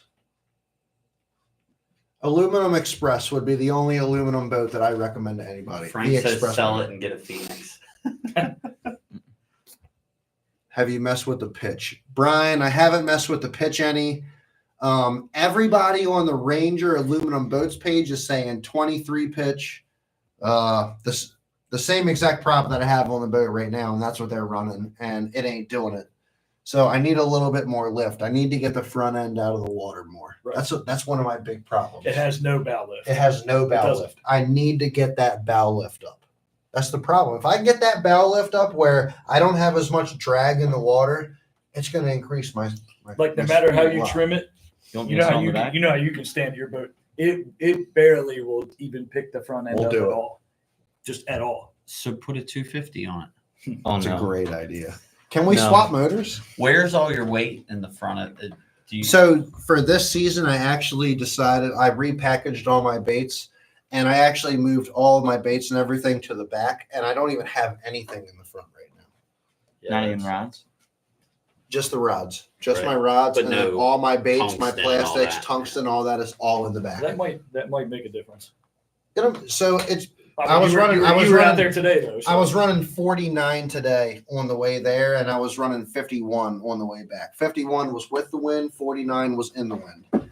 And I'm sorry, but an aluminum boat with a 150 on it should be running more than 49. It just should. You should be running 52, 53, 55 constantly, in my opinion. It's never seen 55. It's never seen. Not that I 55. know of. Nope.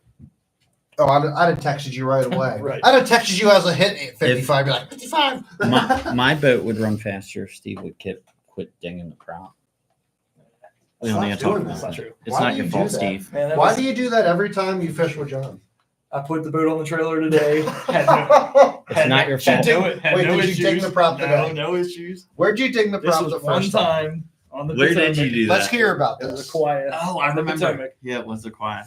You know what? He's told me this story like 4 times. That I definitely know that it still haunts him. Well, last time I was on the show, John sent in a message about me digging the prop up. But yes, it was at Aquia. I don't know. That ramp must be different than. The prop's not destroyed, but it's pretty bad right now. We need a new prop. All because of Steve. Yeah. I think it's hit some other thing. It we was hit a just whole like log we the hit, other we, hit, we day. hit a log recently. Yeah. And I was not driving. I'm glad I wasn't there. stainless I think- steel and logs. I think the log might have. The On log plane. Yeah. It That was a hard scary. That was a hit. scary one. Yeah. That doesn't happen often. I got Where was off that the at? throttle, but Right by the Route 40 bridge up on the Susquehanna. Actually, it was Okay, outside. okay, it was okay. just outside of the train bridge. We were perch fishing, which was cool. It's- you know The what? we were talking about graphing earlier. There was 30 boats out there. John's like, I'm not stopping until I see the fish that I need to see. We literally like went in between people. We made our way out to it. He's like, all right, here we go. He starts marking, He said, "I'll screw you." He I'll starts screw dropping you, waypoints I'll on the screw graph, shuts the big you. motor off, put the trolling motor in, go back to his waypoints, drop down, boop, got him. He's like, that's what being able to read your graphs do. Mhm. It was impressive. Yeah, if you don't know how to read your graphs, I strongly It was suggest impressive. you go perch fish, or Frank takes $3,000 a trip, and he'll teach you how to read your graphs up on Lake Erie. We got some good comments here. So that was fun though. Like literally just mark them on the Frank graph. says the Tempest. I've definitely heard the Tempest can be pretty good. I've heard that as well. The 4-blade Fury is where it's at. I'm thinking about going to a 23 pitch 4-blade or a 24 pitch 4-blade and trying it out. Wes says, "What's up, boys?" Zachary says, "I have Frank's old bass cat." There you go, Zachary. Tempest prop. Wait, It has more cupping.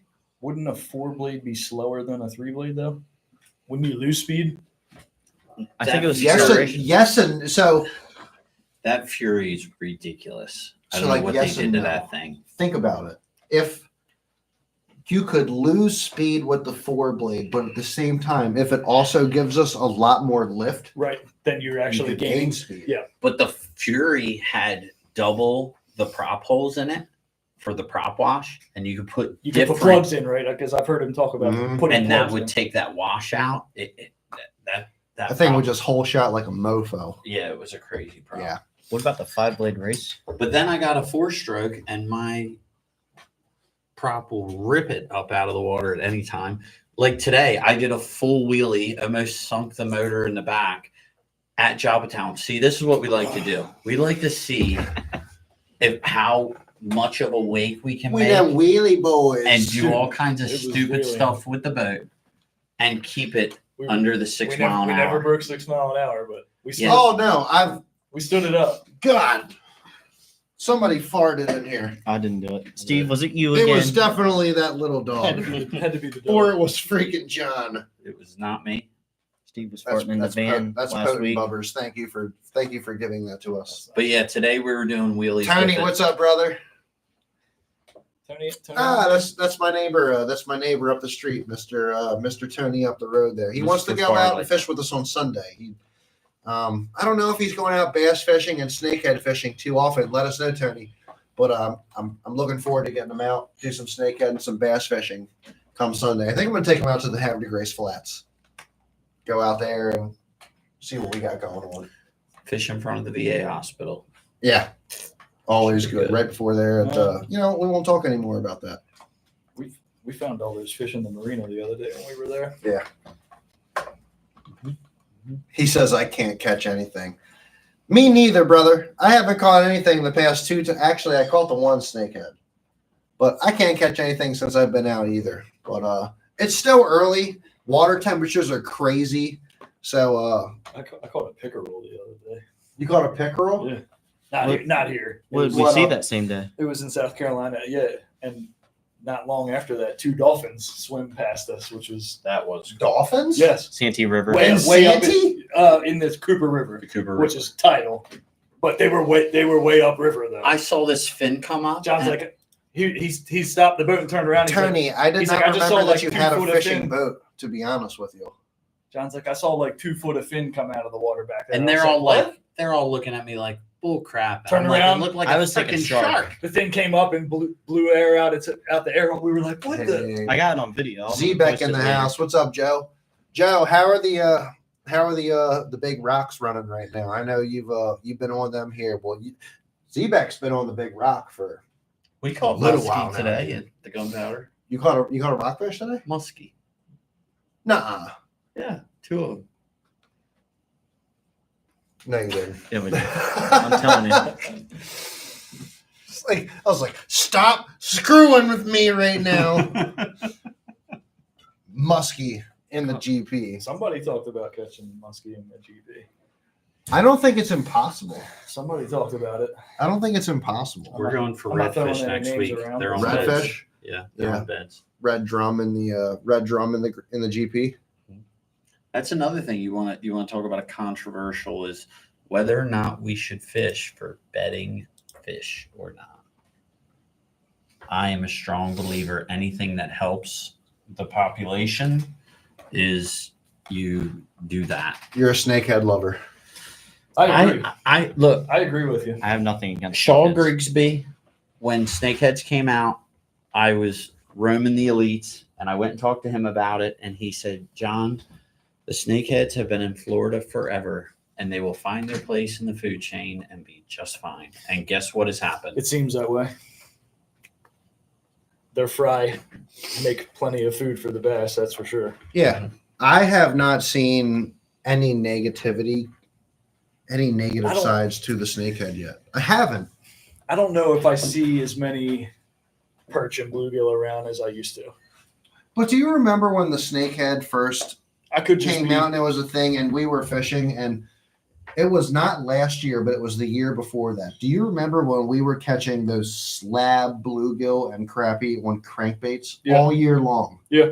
And that was during the height of the snakehead thing. So it was just like I'm kind of in the zone right now with the snakeheads. I'm not saying save them all. They need to be this trophy fish or whatever. Like I'm not all about that, but I haven't seen where the snakehead population has made the bass population go down. I haven't seen it I yet. haven't seen I it. think people should continue to eat them. And if Yes. Yeah, I agree. Oh, And yes, go absolutely. fish for them and all that If stuff. the bow fishing did not exist, it would be out of control. Very possible. I think it would be out of control. I really do. I disagree, but What's your thought? I think it'll be fine. I Yeah, think they'll you think find. it'll just work its way? It's all going to work. Even without bow fishing Mhm. and the people that manage the fishery? Because I can say that for sure, 100%, 2-3 years ago, we were catching double the amount of snakeheads that we did last year. Maybe they're just smarter now. I think They've been around longer. I think they have gotten smarter because Sure. when they I used first to catch them all the time. when they first came out on the Potomac, you could go anywhere and smash them on frogs anywhere. That's right. And you can't do that anymore. It was like easy. And it was to the point it was so bad that you didn't want to throw a frog because you didn't want to ruin a $10 Yep. throw. Yep. I've been there. Yeah, I don't want to ruin we it. have straight up an been there. $18 jackhammer. Dude, some of our freaking our jackhammers, some of our crankbaits, some of the Yep. OSP crankbaits and stuff that we throw. If one The ate a spinner baits, WC, it'd be a it just- dead one.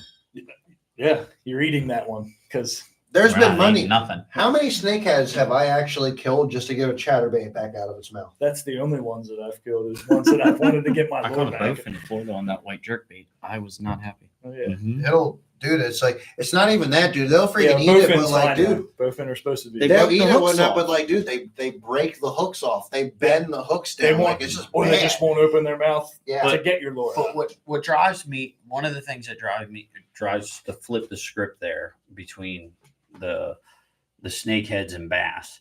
So everybody will talk about conservation, right? So, we're supposed to be big conservation anglers. And back years ago, you used to have the cull tags that you poked through.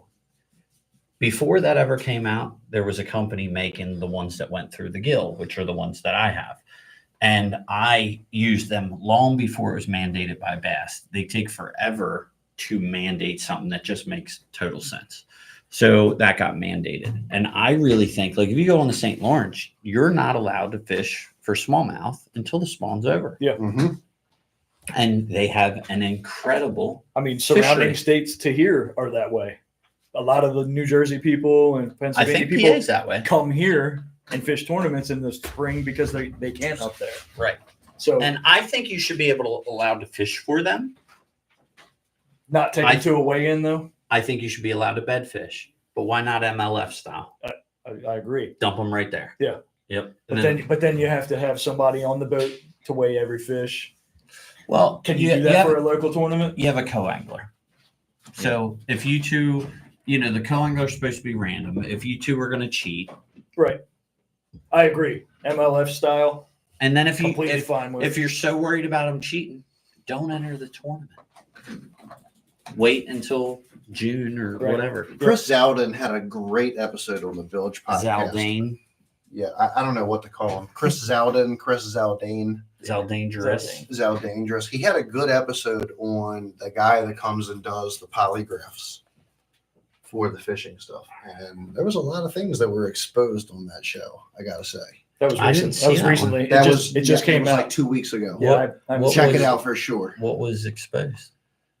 Just the guy that does the polygraphs. There's a lot of different factors there's tons of different factors when you take a polygraph that affect the way that a polygraph reads. Whether what I'm your saying? big toe has a thumbtack under it. right. Yes. Something like that. Whether you're sitting out, you're taking a polygraph at a picnic table with a rain poncho on during a rainstorm. Just everything is going to affect the way that a polygraph is going to read based off of your nervous system. That's what the polygraph reads. It's reading your nervous system when you react to something that's Right. asked to you. So they start out asking you questions that they already know the answer to, and to get a baseline of where you are, like they ask you your first and last name, and see. Not to mention, even the guy that was commenting on Chris's thing about the polygraphs was stating that, and anybody that watched this, if you're watching right now, back me up on this or put in details that I might be missing. But certain guys read polygraphs different than other guys do. Sure. You know what I mean? So you can have one person that could be that could just look at something a little bit differently than the others. They're not supposed to allow personal favorites or anything like that on their polygraph. You know what I mean? Mm-hmm. Because the way supposedly, I don't know anything about this. I'm not a professional. Supposedly, the way that they read these graphs can all be different just based off what they're saying and what they Right. think. So, who's to say that even your polygraph is true? Right. Do you know Trait Zaldane, It's Chris's wife. Chris's wife? You She's want I've on the seen her bill. on the show. Yeah, I've she's seen her on the Village show. podcast. Ah, you want to talk Is that an earthquake? ah. about Stage 4. a woman, lady, young lady, girl, whatever you want to call her? She's not scared to rip anybody apart. I'll tell you that much. Well, she shouldn't be because she's been ripped to shreds. A lot of guys were really mean to her fishing the opens. I mean, ruthless mean to her. That's mean. Yeah. Just for being a female, For being a female, some being Chris stupid Zaldane's wife. some stupid stuff, but they like if I would have done the same thing, it would have been handled different than, they'd call her stupid, Right. and Right. tell her she didn't know how to drive a boat, and they were freaking rough on her. And I thought, Is she out of it? I I know she knew had she sponsors was. and everything. At Oh, one yeah. time. I haven't seen it. I don't think so. I know she did drop off. I don't know if she totally dropped off. I know she was doing something with Wright and McGill. Mhm. But yeah, I if she would have had some more support, probably, from the community, Mm-hmm. she probably would have stayed on. And she was a decent. Yeah, she fished the opens, right?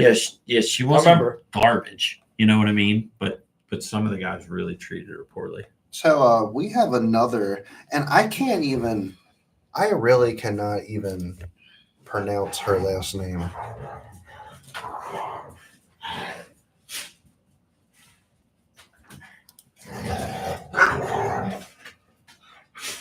Play nice, boys.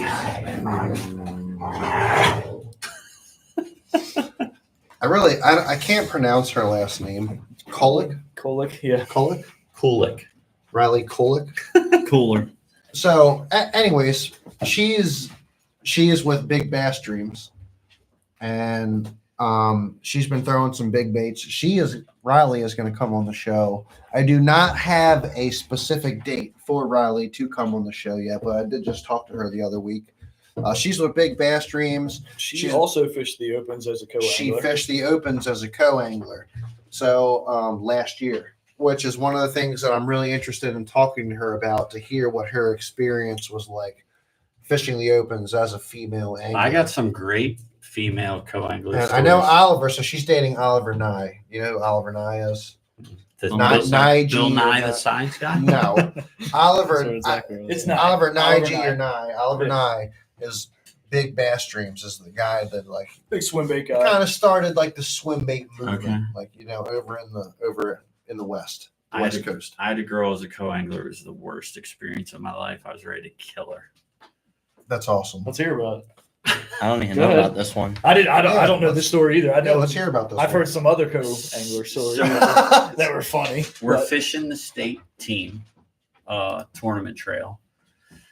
We were fishing docks, and Steve will tell you, if you're flipping behind me, I leave no stone unturned. You are not going to get much behind me. Now, when me and Steve flip, I was gonna say, luckily he'll hit a certain spot and he knows I'm gonna hit this other. right. But he's not gonna do that for Right, a co. not for competition. No. So when me and Steve go, I'll say, Steve, you want fronts or backs, whatever. I know I flip extremely well and I'm accurate. So if he wants fronts, I'll be like, you take the front of the dock, I'll take the back of the dock. Yep. And we'll just knock the docks out as a team and move twice as fast. And anyway, I'm making long casts to the docks. And Steve will tell you, if I make a long cast, it's a long cast. Well, we're on Deep Creek Lake. Like 10 feet, 15 feet. Maybe like 6. Okay. So if you hit the dock on Deep Creek Lake, the dock's done. The fish, it's super clear water. The water's 10 Just 10 that feet. that freaking lead hitting the wood just Done. sends shock right through the water. Done. Doink. They're not biting. You never really don't think slam- about don't that. Do you slam ever your think lock. about that? Don't slam like Have you your, ever like your rod been, locker and You stuff don't like jump that. up and you down ever on been a in the boat. water when like your buddy lights off a firecracker in the pool or like something like that? How loud it is, dude! Everything underwater is so much louder. You ever seen a grenade underwater? And what that'll Have do? you seen a grenade underwater? Be like, yes, on YouTube. Yes. On YouTube. So anyway, this girl, she is moderately above average good looking. Okay. So she's used to all these guys just gawking all over her. Well, when I'm in go mode, I could care less who you are on the back of the boat. You are competition and nothing more. So she's hitting docks because she's Hail Mary casting, trying to get to the dock. And I'm like, can you just relax? Like, Right. And If you she's just like, wait a little bit, you'll be able to and take. she's like, you're blocking me. I'm like, well, it's 21-foot boat and my front of the boat gets there before yours does. So you need to wait until it catches up. Anyway, it gets ugly to the point that me and her get into an argument. And when we get into an argument, I tell her kindly that if she doesn't stop, I can imagine what your kindly is. I'm very kind all the time. Yes. So I Even when you were telling the Until he old man doesn't. today in the Lexus, doesn't your car have navigation? That shit was so funny earlier. so I told her I could drop you off at the boat ramp if she didn't like it. So then she threatened to call the tournament director, and I said, "What are you going to threaten them with? That I'm back boating you?" And she's like, "Yeah, because you are." And I said, "That'll work out real well for you when the last 3 co-anglers were all in the top 10 off the back of my boat." I said, "So good luck." So I said, "Here's what you're going to do. You're going to shut up. You're going to sit on the back of the boat. You're going to fish, and you're going to leave me alone." I said, "Because I'm out of the state team already." And I said, "And I'm going to take my boat and I'm going to put it on the trailer and I'm going to go home. And you're not going to finish your day." So anyway, by the end of it, she had me so pissed off because she was just doing dumb crap the whole day that I get back to the ramp and I didn't have enough to win. And I was already out of the state team. I threw my fish over the side. And the rule was you had to go up and get your bag together or you were disqualified. She's like, "You need to go with me to get my bag." I said, "Here's what you need to do. You need to go get the bag. You need to get your fish out of my boat because I'm going to get my truck and I'm putting the boat on the trailer. And by the time I get it on the trailer, if you don't have your crap and your fish out of my boat, I'm throwing your fish back." So Lost you guys. What do you mean by you lost us? We haven't touched anything. I think they lost our sound. does it automatically shut off or do you have to shut it off? Just sound. You guys are just spinning right now. Like it's not connecting. I can see all your money. Yeah, well, $5. That's interesting. Oh, Spread it $5. out real wide so it looks like more than $5. It looks like $100 now. A small loan of $100. Did it come back? Got it. Got it. Nailed it. We're back.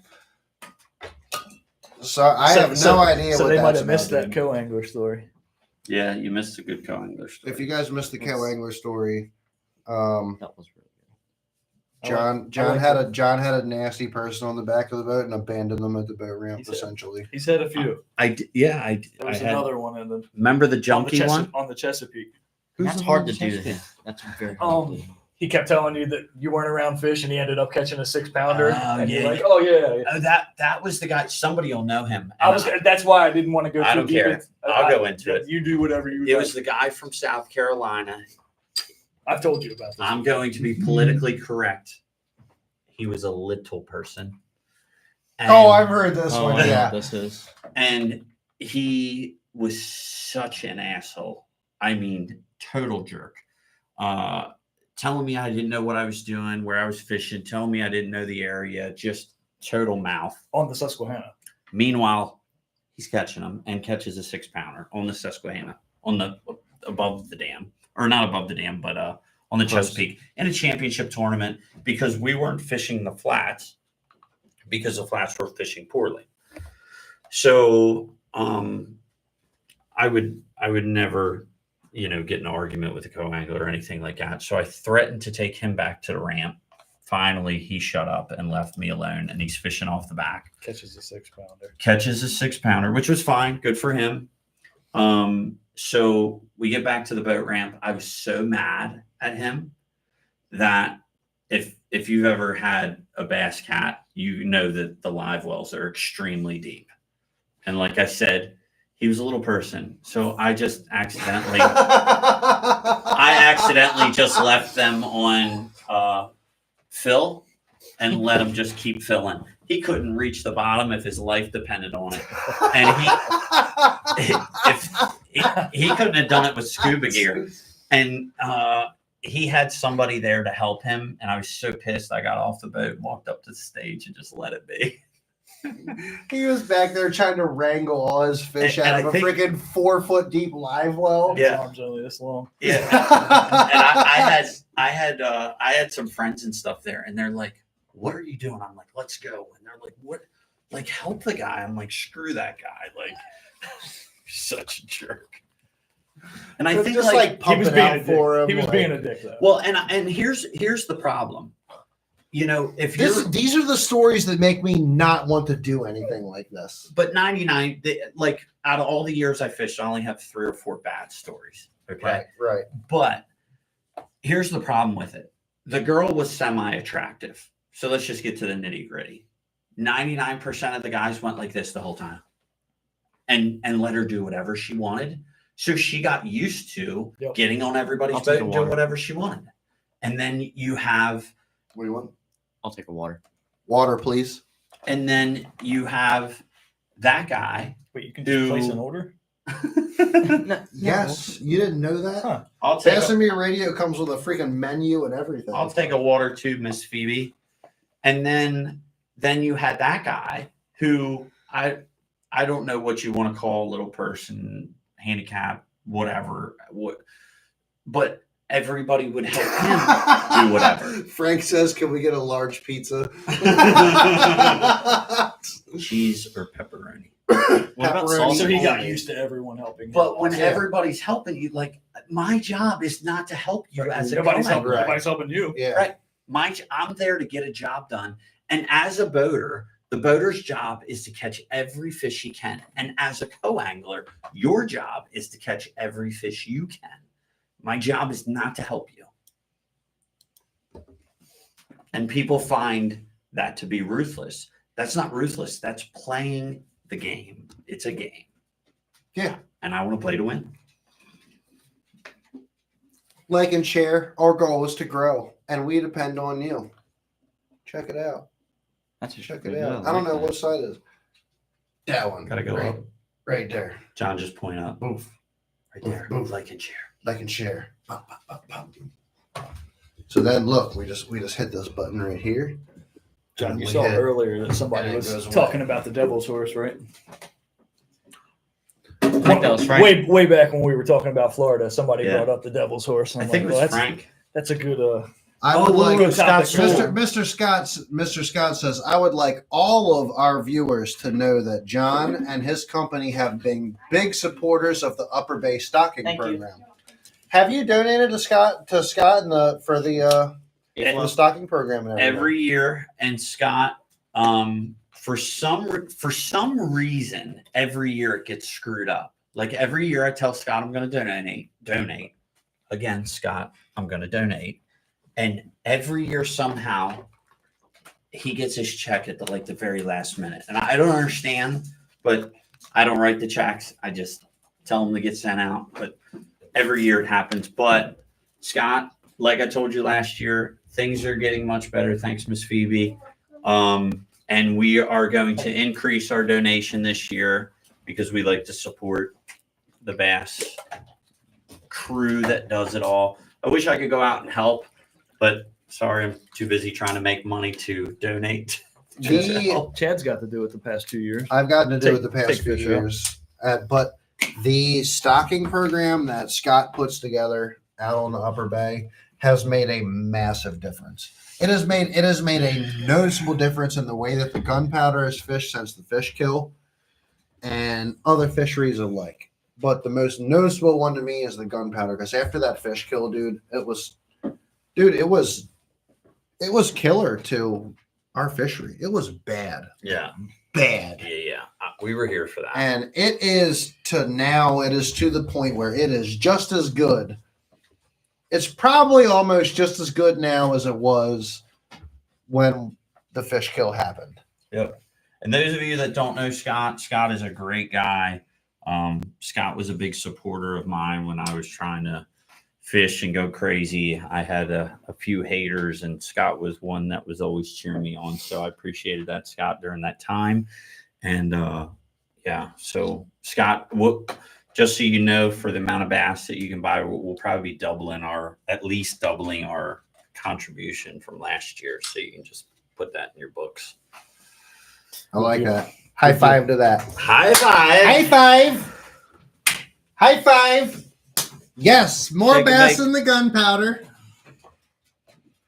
It's pretty cool too. Like they're not just stocking fingerlings. Yeah. Like we're taking dude, out like fish from a pound and a quarter, like to pound 2 pounds. pound to Not 2 2 pounds, is but like, in that yeah. in that area, Yeah. which is pretty cool because Pound to they're- pound and a half Mhm. in that range.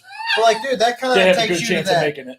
It takes you to the point of where, unless you have like that giant flathead that Duarte caught in the pond, I showed John that today. Yeah, that was a big one. that's the only thing that's taking out Right. a 2 bass pound that big. bass back there. Yeah. You know what I mean? There's nothing else that's taking that out. So Okay. you have the ability to stock these fish, take them to a good place where obviously there is so much bait forage and so much coverage for them that they can thrive and live.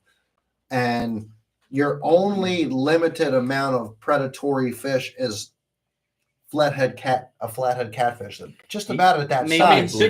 Big stripers we're not come up getting in blues there down too. here. I hope we don't have blues in there. I'm sure there is blues. You know who would be but- great for your show? Rod. Scott. Oh, I've had Scott. Oh, you have? I've had Scott on before when we were just starting, but I 110% need to have Scott back on again very, very soon. Yeah, Scott's Because we have guided- the upcoming 2024 season coming up. Scott's got all the details we need. Yeah. Scott, if you're listening right now, put it on your calendar because we want you on Bass and Beer Radio. How long have you done the show now? 2 years. Did you ever have Tom on? Tom Hill. Tom's custom rods. Yeah, Tom. Nah, we talked to him about doing it and Yeah. it didn't get We were just didn't very get it done fast enough. we were very close to getting it done. Unfortunately, we asked Mr. Tom about coming on the show, and he agreed to coming on the show, and then he got very sick very soon afterwards. Hey, Unfortunately. Debbie, how are you? She's great. I've fished with Debbie before. Debbie knows Tom well My bad, also. buddy. Yeah. You're all good. Yeah, I've Debbie's fished with Tom for a long time. Yeah, she was always in the fishing club that, Yeah. that they fished in. Yep, Right. I like seeing Debbie. She comes to on the she's at the weigh-ins Yeah. almost like every Debbie's Thursday. Debbie's at the Thursday night threefers every single Thursday, always coming up, saying hi, seeing what's going on. And Scott says be happy to come on again. Mhm. So we will definitely be locking Mr. Scott up for another date to come on the show. And you should talk to him beforehand and get. He's got a lot of inside scoops on What's with the, stuff that Is it nobody the has. Black Bass Committee? Yeah. He's got all kinds of stuff. Yeah. Yeah. He's got it going on. He's been helping, volunteering, knows the water since before the Chesapeake was even here. Like, Greg used to come on fairly often. He also. took Greg used to come on pretty we'll John, have I know Greg on John- again too. John knows Greg well. Yeah. Scott Greg's took awesome. Matt Heron, who is one of my favorites ever right now. Matt Heron's like our friend right now, dude. Like Matt Heron, like I could message Matt Heron right now and be like, "Hey man, what are you up to?" You talked to He'd him be on like- Monday, right? Matt Heron came on the show on Monday just to talk some general talk about some dirty jigs, and it was just some absolute fire. But Scott took Matt Heron out for one of the fisheries that happened up here in 2000. When was that? Wait, what did he take him out for? Matt Heron came up here to fish for one of the events that happened in the When they had Elite Series stuff in the here? League Series or something. It got And canceled the last time they were supposed That to wasn't have last one time. here. It was before. Okay. It was the time before, John would probably like know that. 2003. what? What about it? Last time they had, not the very last time, but the last time they had the elites come to Maryland. Oh, it's probably back when like Aaron Martins won that one on the Bush River. Yes, yes. Back then. Yeah, Oh, back in That Middle was River? like 10. Yeah, I was gonna say that. Yeah. That was a long time ago. 2010. Yeah. Scott says he'll be at the Classic next weekend. That's awesome. Where's the Classic going to be this year? Utah? Cherokee, Oklahoma. Cherokee. Tulsa. Yeah, okay.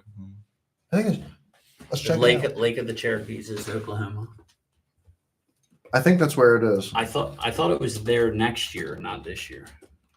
It was Maybe probably it's there. both. Yeah, it's probably there next year too, because whoever foots the bill. The Bassmaster Classic is headed to the Grand Grand Lake Lake. Cherokees. Yep. Mhm. So that's where it's. I knew the Cherokee was like the word, and I couldn't put it all together. But you know what? It's wild because the Bassmaster Classic is supposed to happen there, and then I think followed by another tournament shortly after. Oh, that place gets hammered. Yeah, it's getting I hammered. mean, It's that's a- what happened to Santee. Santee had the MLF there 1 week break, and then the opens, and that's when we were there, and the fish were still there. I mean, Yeah. It was still going. They're It not was- going It anywhere. was still going. They were catching 25 pound Does bags anybody plus. know what KVD's doing now? He's fishing this He's one still this fishing weekend. What is front of it? you. Lay Lake or the Red Crest? As far as He- I know, he he put was like on- way He back, put on too. Instagram today. It's my last championship series. Is what he said. So I don't know if that means this weekend is his last pro.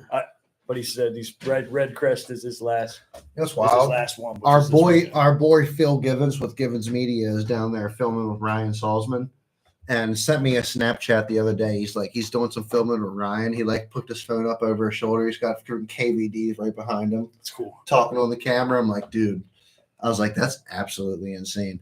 Shout out to Givens Media, Phil Givens with Givens Media, man. Plus Ryan Um, Salzman seems like a cool dude. too. Ryan Salzman is cool as shit. You'll see him on TV. We got Givens Media in the house. Check out the comments, Givens Media. Click on that link, go over to Givens Media and give him a follow. Givens Media is going live every Thursday night at 8 p.m. They have some Phil has some absolute hammers coming on the show. He follows Ryan Salzman through the MLF series, other guys through the bass fishing series. He also goes out and he does big fishing, or not big, he does big hunting. He films big hunts, elk, goose, duck, Yeah, he did like a a moose. lot of hunt or something, right? waterfowl. Yeah. Yeah. So he's got some really cool videos out there, some of the stuff that he does. I personally think, not saying that I'm anybody in the podcasting world, but after watching some of Phil's podcasts are going to go. He's got a great podcast. He's got it set up really well, and he's got some great people on the show. Definitely check out Givens Media and tune in next Thursday at 8 p.m. for his very next show. Remember when Pete went to the Classic? I remember when Pete flipped off the side of the boat. That was after the Classic. That was just last year. So it had to have been 2012, 2013, something like that. He fished in it. Yeah. I didn't know that. So I went to Tulsa with him to the Classic. And Pete Glusick, if anybody doesn't Yeah. know what he's talking about. Hey, Phil. He says, I'm here at the ball now. They just talked about all that. Very cool stuff. Yeah, man. Phil's down there hanging out with Salzy right now, filming some of the MLF stuff. cool. Really pumped for Phil. Like I said, check out Phil's podcast next Thursday at 8 p.m. You can even go on his page right now and check out the interview that he just did last night, which was phenomenal. Phil's podcast is going to take off. who was that interview with? It was a hunter. Okay. It was a hunter. So he does everything from fishing to hunting, and it was great. Phil, if you want to put the link or anything there in the comments, I'd be more than willing to share it. But he's got a great podcast, and he's even he's captured my attention too, because I've waterfowl hunted and stuff before, and man, it's just great. And Salzman is on fire right now. Is Salzman finished in the top 10? I don't know. Let's check it out. John, Let's check it out. what were you saying about going to the Classic with Pete? Martin, thanks for that update with KVD. So I don't get starstruck, like, actors, whatever. It just doesn't matter. I don't care who you are. So Thank I'm at the Classic. I met KVD. Oh shit! After the Classic, it's like a big party. Like after each tournament day, it's like a big party. Really? Everybody's the Lane brothers. Oh my gosh, they are we parties. talked about that a little bit. Dude, They're- Salzman's sitting in first place right now. Nice. Ryan Salzman is sitting in first place day one with 35 Michael pounds, Neal's in 11 third. ounces. Day two, 30 pounds, 3 ounces. Hold up. Let's go over here to this Wheeler. to see number 2. Big bass, 4 pounds. Ryan Salzman right there. Boom! 35 pounds, 11 ounces, 30 pounds, 3 ounces for a total weight of 65 pounds, 14 ounces. Big bass, 14 pounds, 8 ounces. His last fish was 2 pounds even on the scale. 20 fish for 65 pounds. Up ahead of Dustin Connell, Michael Neal, Jesse Wiggins, Dalton Head, Jacob Wheeler. In front of Jacob Wheeler. Everybody knows Jacob Wheeler. Keith Boucher is down here in 12th I right didn't know now. Cliff Pace was still fishing.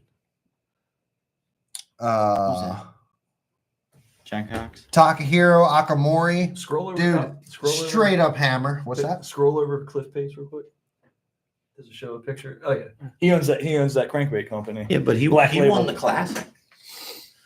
Yeah, this is how crazy it was. Cliff Pace, won Alan the Jones Classic, Jr. 19th. did like 0 appearances or anything. Didn't exploit Where's, that for all it was Yep, worth. just didn't. Where's a Venus? He just loves wants to to fish. He just wants to fish, right? Yeah. Yeah, he kind of seems like that. So He those thinks guys that all he's party. just out. They party after like day one of fishing. Oh, dude, like some of them guys are straight partiers, so it's crazy. We're That's we're nuts. at the bar, everybody's partying, carrying on. So I'm having problems. This is the night before the classic starts, so I'm running all Pete's social media then, and I'm trying to keep it up. I was supposed to be backstage behind the scenes. They were supposed to have me a pass. They didn't have me a pass. It was just a mess. it was just a mess. So I'm frustrated, and when I'm frustrated, things aren't going my way. I'm irritated, irritable, not one that you're thrilled to be around at that point. So I sit down and I'm complaining about what's going on to Pete and one of the other guys that was there, that we were basically Pete's assistant for the week. Anything he needed, we took care of, whatever. So I'm sitting down next to this guy, and I know his voice, but I don't remember him or recognize him, but I know his voice. And he's talking, and I'm like blowing him off. I'm pissed. I'm trying to talk to Pete. Pete's in like chill mode, but I'm trying to keep your social media going. During that week of the classic, Pete came up first when you typed in Bassmaster Classic, and that was my goal, to keep going the whole time. So anyway, Pete's like, "Do you know who you're sitting next to?" And I'm like, "No." And I'm like irritated, and I'm like, "I'm sorry, I don't know who you are." And the guy he's like, "You sure you don't recognize me?" Whatever. And I'm like, "Your voice sounds familiar, but I don't recognize you." And he tells me, Pete goes, "It's Bob Cobb." And I've never been starstruck, but I looked at him and I'm like, "You're Bob Cobb. Oh my God, it's Bob Cobb," He's like, "Yeah, I've been standing here right next to you." And here's the crazy part. That was the first classic he's been to since he announced one. He literally thought everybody forgot about him. He thought he was a nobody. I'm like, dude, and I still don't know why they haven't done this, because I just think Mercer's okay. He's just okay. But why doesn't Bob Cobb and him collaborate on just one? Yeah. You know how nostalgic that would be? Yeah. Thank you, honey. Freaking awesome. Yeah. People would like it. Yeah. But anyway, it was cool. I got to meet Bob Cobb at my first classic, and super cool dude. I get starstruck when I Bob see Ike. Cobb. You're Ike starstruck. So I have a great picture of John and Ike. So when I was at the first open I fished, I met Ike. I had John on this arm, and we took a picture in front of Northeast. When he won in Delaware, I was marshaling and running with the elites all the time. And those of you who don't know, Pete and Mike own the Bass University. So I was running with Mike and Pete and all them guys all the time. So I have the exact same picture of John at the Delaware one that Mike won. That's Phil at the banquet. Mm-hmm. And he was older. That's Phil taking video at the bank. So Phil's watching live at the banquet for that's MLF cool. right now. That is cool. So I put John on the same arm, take the same picture, and then at the house, I had him put side by side and put him in a picture frame for him. It's in my So- room. It's pretty cool. That's cool. I like it. Deborah says, "John, I need you to call me." No problem. Must need boat work. That we can do that. We can get that set up right now. We can get it done. Debbie, message Bass and Beer Radio your phone number, or send it to my personal account, and I'll get it to John for you. You can still message me on Facebook. I just don't get on there very often. So Yeah. It might be a little better if you message it to me, just because I know. yeah, you can do that too. I just took it off my phone because I was spending way too much time on it. So the only time I get on is for work now when I'm at the office. Makes total sense. The social media is a full-time job. It is. Is Mother Teresa going to slap you in the pecker? No, I'm good. I just know John said something about. Yeah, Gotta get I'm one. ready to jet. Yeah, he's Okay. figured. We are But gonna. you guys can keep going, do whatever you want. Are you ready to jet, or are you going to hang out? I'm good. All right. We are going to end the podcast tonight, guys. And thank you, John and Little John and Scuba Steve, for coming on, Yeah, man. giving us No the problem. nitty gritty on the Florida trip. Mhm. John, thank you so much for your partnership, man. I'm Yeah, really looking forward No to this problem. partnership with the Boat Pros, Mobile Auto Services, and East Coast IV. Both services of which I have personally used, and they are both up on the links right now. Check it out on the screen. I highly recommend both of these companies to you guys. They will come to you. You know, it's crazy. They both come to you. They will both show up in your driveway, whether it's working on your car, working on your boat, or giving you some IV fluids to make you feel better for the day, for the wedding, for the week, whatever it might be, for your tournament, for your sports.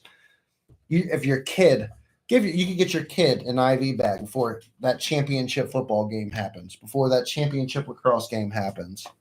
It's there, it's available, it's worth the money, in my opinion, in the right situation. Don't sleep on it for sure. Located at 1200 Brass Mill Road, Suite B in Belcamp, Maryland, 21017. It's the relief that comes to you. Bingo. So just want to say thank you guys for joining in here tonight. And we will see you guys on the next episode of Tackle Talk. I'm going to say Tackle Talk Tuesday, but here recently it's been happening on whatever day it just happens on. So get ready for the next random Tackle Talk that's going to happen. I'm hoping for Tuesday. It might be Wednesday. It might be Monday. Just be ready for it. Peace out. See you guys. See you. See you.